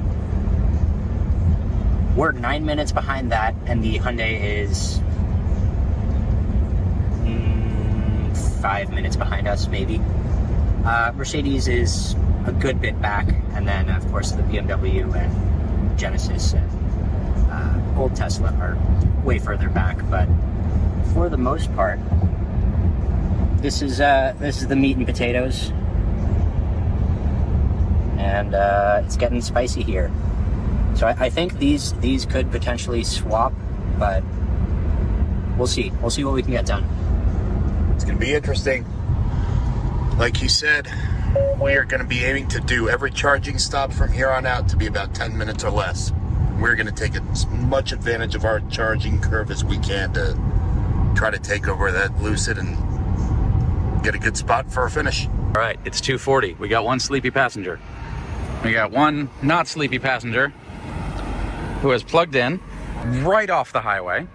This is awesome. This is the best placement of a charger we've had yet, and we're hoping that by doing a very long deep charge, close to 90%, because this car actually has a very good charging curve, that we will be able to maybe cut a charging stop off and be able to pip the other guys. Certainly the Hyundai, that's going to be our target. So we're at 21% here. About 200 kilowatts is the max that this car will take, but it does take it for quite a while. I need a nap. Actually, I'm gonna go take a nap because I just did a double stint in the car. Drove from Wisconsin? No, eastern Minnesota, something like that. Went through Chicago. Traffic was horrible. Fine, but we made it. Made it through Indiana, and now we're in Ohio, and we're going to probably drive a little slower to avoid the police because they are terrible in Ohio. So if you come to Ohio, terrible cops, but excellent charging situation here at the whatever charging station. So they do have, also we have the EA ones here in a nice little setup. Oh, and key right here is trash can right next to this, and then inside, and I don't actually know if they're open at this hour. I would assume that they are. We got some vending machines and stuff, but also bathrooms that they take pretty good care of. So you have 4 EA chargers. That one over there, it's worth noting, is unavailable. But over there, you do have a whole collection of superchargers, which are going to be good for Tesla and these days Rivian and Ford and GM, and eventually, maybe next year, this Merc will be as well, and this will be fantastic at plugging into a supercharger. That will make this an even better road tripper. We are at the Sheetz in Mentor, Ohio, just east of Cleveland. We just plugged in, started charging, 292, 93 right away. This is great. We need to go 200-ish miles after this to the Flying J in Pembroke, New York. So we're gonna be doing a deep in the pack charge here. I'm gonna go in and get some Red Bulls. We are like 36-ish hours into the drive, kind of in the home stretch. Okay, guys, where the heck are we? What? This is the salami place. This is Genoa. Yeah, Genoa. Genoa salami. Guess who we haven't seen in a while? The EQS. Yeah? We have not seen the What EQS. happened with them? We started seeing a really big, we got derated. I think we hit up against thermal limits on the battery. We were running climate probably while we were charging. That probably contributed to that. But what we really saw that we haven't seen this entire trip so far was a massive disparity between stated range with climate on and off. It was at about 18 miles difference at one point. Did you Keep pushing. did you figure out how much we need to charge to? Yeah, we want to make a little long stint here, so I think 80% is the play. We're gonna watch our thermals. We're gonna watch our charging. Put a sweatshirt on. We turned the car off, made sure like it could just reset everything. Yeah, cycled it, right? We haven't seen on this car yet on this trip, but on other vehicles, when it's just driving, charging over thousands of miles, which is not the typical way a person uses the car. That's just a big rolling piece of technology in the end of the day. Sometimes it just gets goofed up. All right, we're getting this to 88% because it recommended 78, and we figured out that we got to go plus 10% when we're going the speeds we're going. So we are going to, when this ticks to 88, then I'm gonna slap that button over there, disconnect us, and we're gonna go. But I will say in 36 minutes, we've taken a massive 94 kilowatt hours, and we might be 95 by the time this thing's wrapped here. Well, we have made it. So we're about 6 miles off of I-90, which is not ideal, but it is really the perfect distance for this charge. 6% state of charge, ramping. All right, checking in. Our next stop is 70 miles, and it's going to be in Electrify America because we don't have a V3 for another 200 miles, which means we would have had to deep charge. And being we're in this to win, we're trying to maximize that curve, so we're going to hit in Electrify America to be able to get a little bit of a faster charge. And we have a new challenge. And we have a new challenge. Autopilot, completely unavailable with no cruise control. Nothing. In the rain. So this should be a fun 70 miles for Andy. Thank you very much, Tesla. Yeah, it did that straight out of the chute. As soon as we pulled out of the supercharger, we had no cameras available. I'm not really sure what just happened. We pulled into this rest stop, and Dominic was apologizing. I said, don't worry about it, go inside. But I was just waking up from a nap, and I was confused. And then Dan went inside. I'm the only one in my car now. We're not charging. So our next stop is going to be awesome. It'll be Autobahn style, where they have the chargers built literally right into the rest stop, which is honestly how all charging should be. Really love that idea. And so we're going to take 80-90 going that way. So we are 141 miles to that stop, which is a fairly long-ish one. But we're charging well, 185 kilowatts here, 184. But we're going to charge to, we're going to probably get an early taper because of our DC counter. But we're going to charge to, let's think, 55, 60, maybe 65%, something like that. 65. Yeah. Playing it safe. Yep, 60-65%. We do have a couple bailout options, but they're off the road. This one's like built into the highway, so it's kind of perfect. Guys, our charging performance is definitely taking a nosedive, no question. We were just talking, the BMWs always have this flat 200 kilowatt charging curve. That's what they are known for, so. Yeah, and we are definitely not getting that. So we have our D rating, our DC D rating, and we can tell too, because we were kind of holding steady behind the cars and now they're pulling away exponentially. I mean, everyone is just walking us right now. And it's because our charging stops are getting longer and longer for the distance we can go. It's really frustrating, and it's taking forever. So what we are going to do is try and find an AC charger when convenient. I don't think it's going to be this stop or the next stop, and we're just going to plug in for like 2 minutes. Yeah.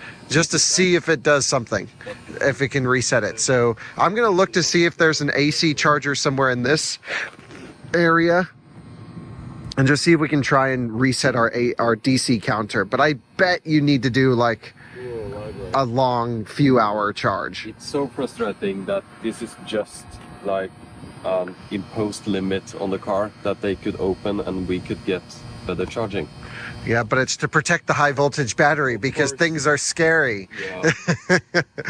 Also, this Equinox was left here, but they're not charging idle fees, so they're not actually paying anything. And this charger does the typical thing where no one's plugged into it, but it thinks someone's plugged into it, and it only charged 0.001 kilowatt hours before it crashed out, and the cable management's broken.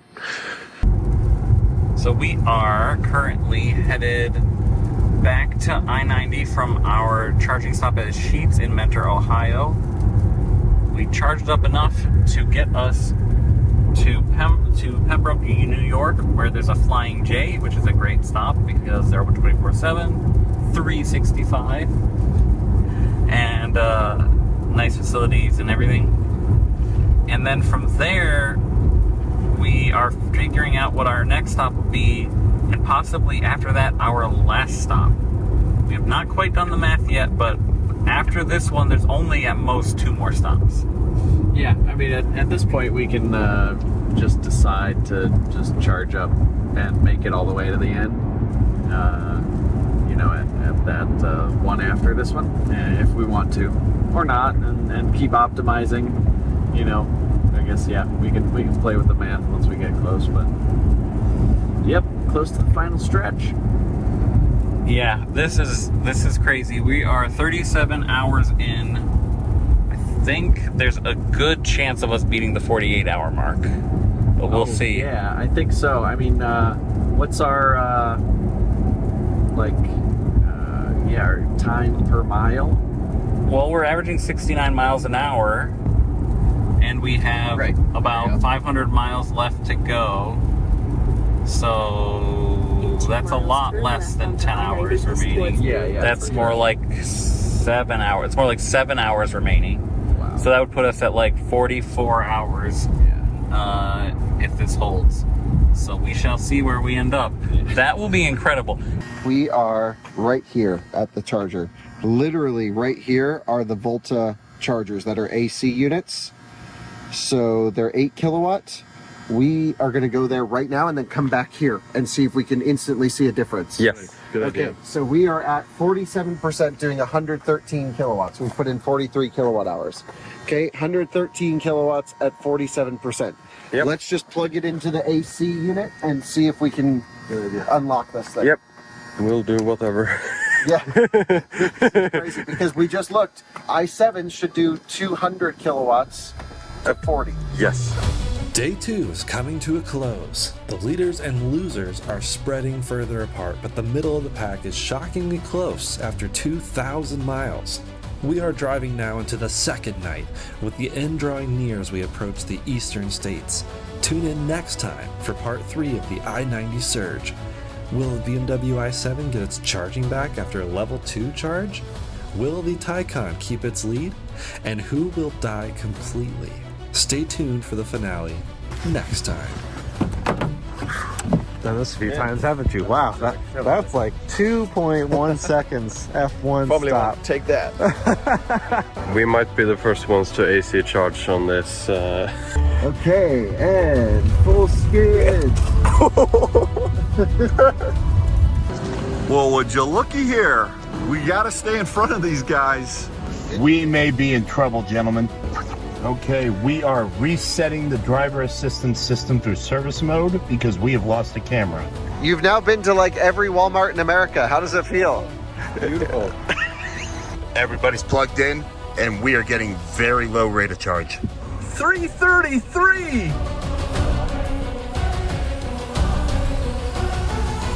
Do not keep the navigation system running with the engine stopped. Doing so may discharge the vehicle battery. When you use the navigation system, always keep the engine running. Hyundai, is it electric or is it combustion? Which is it with this statement?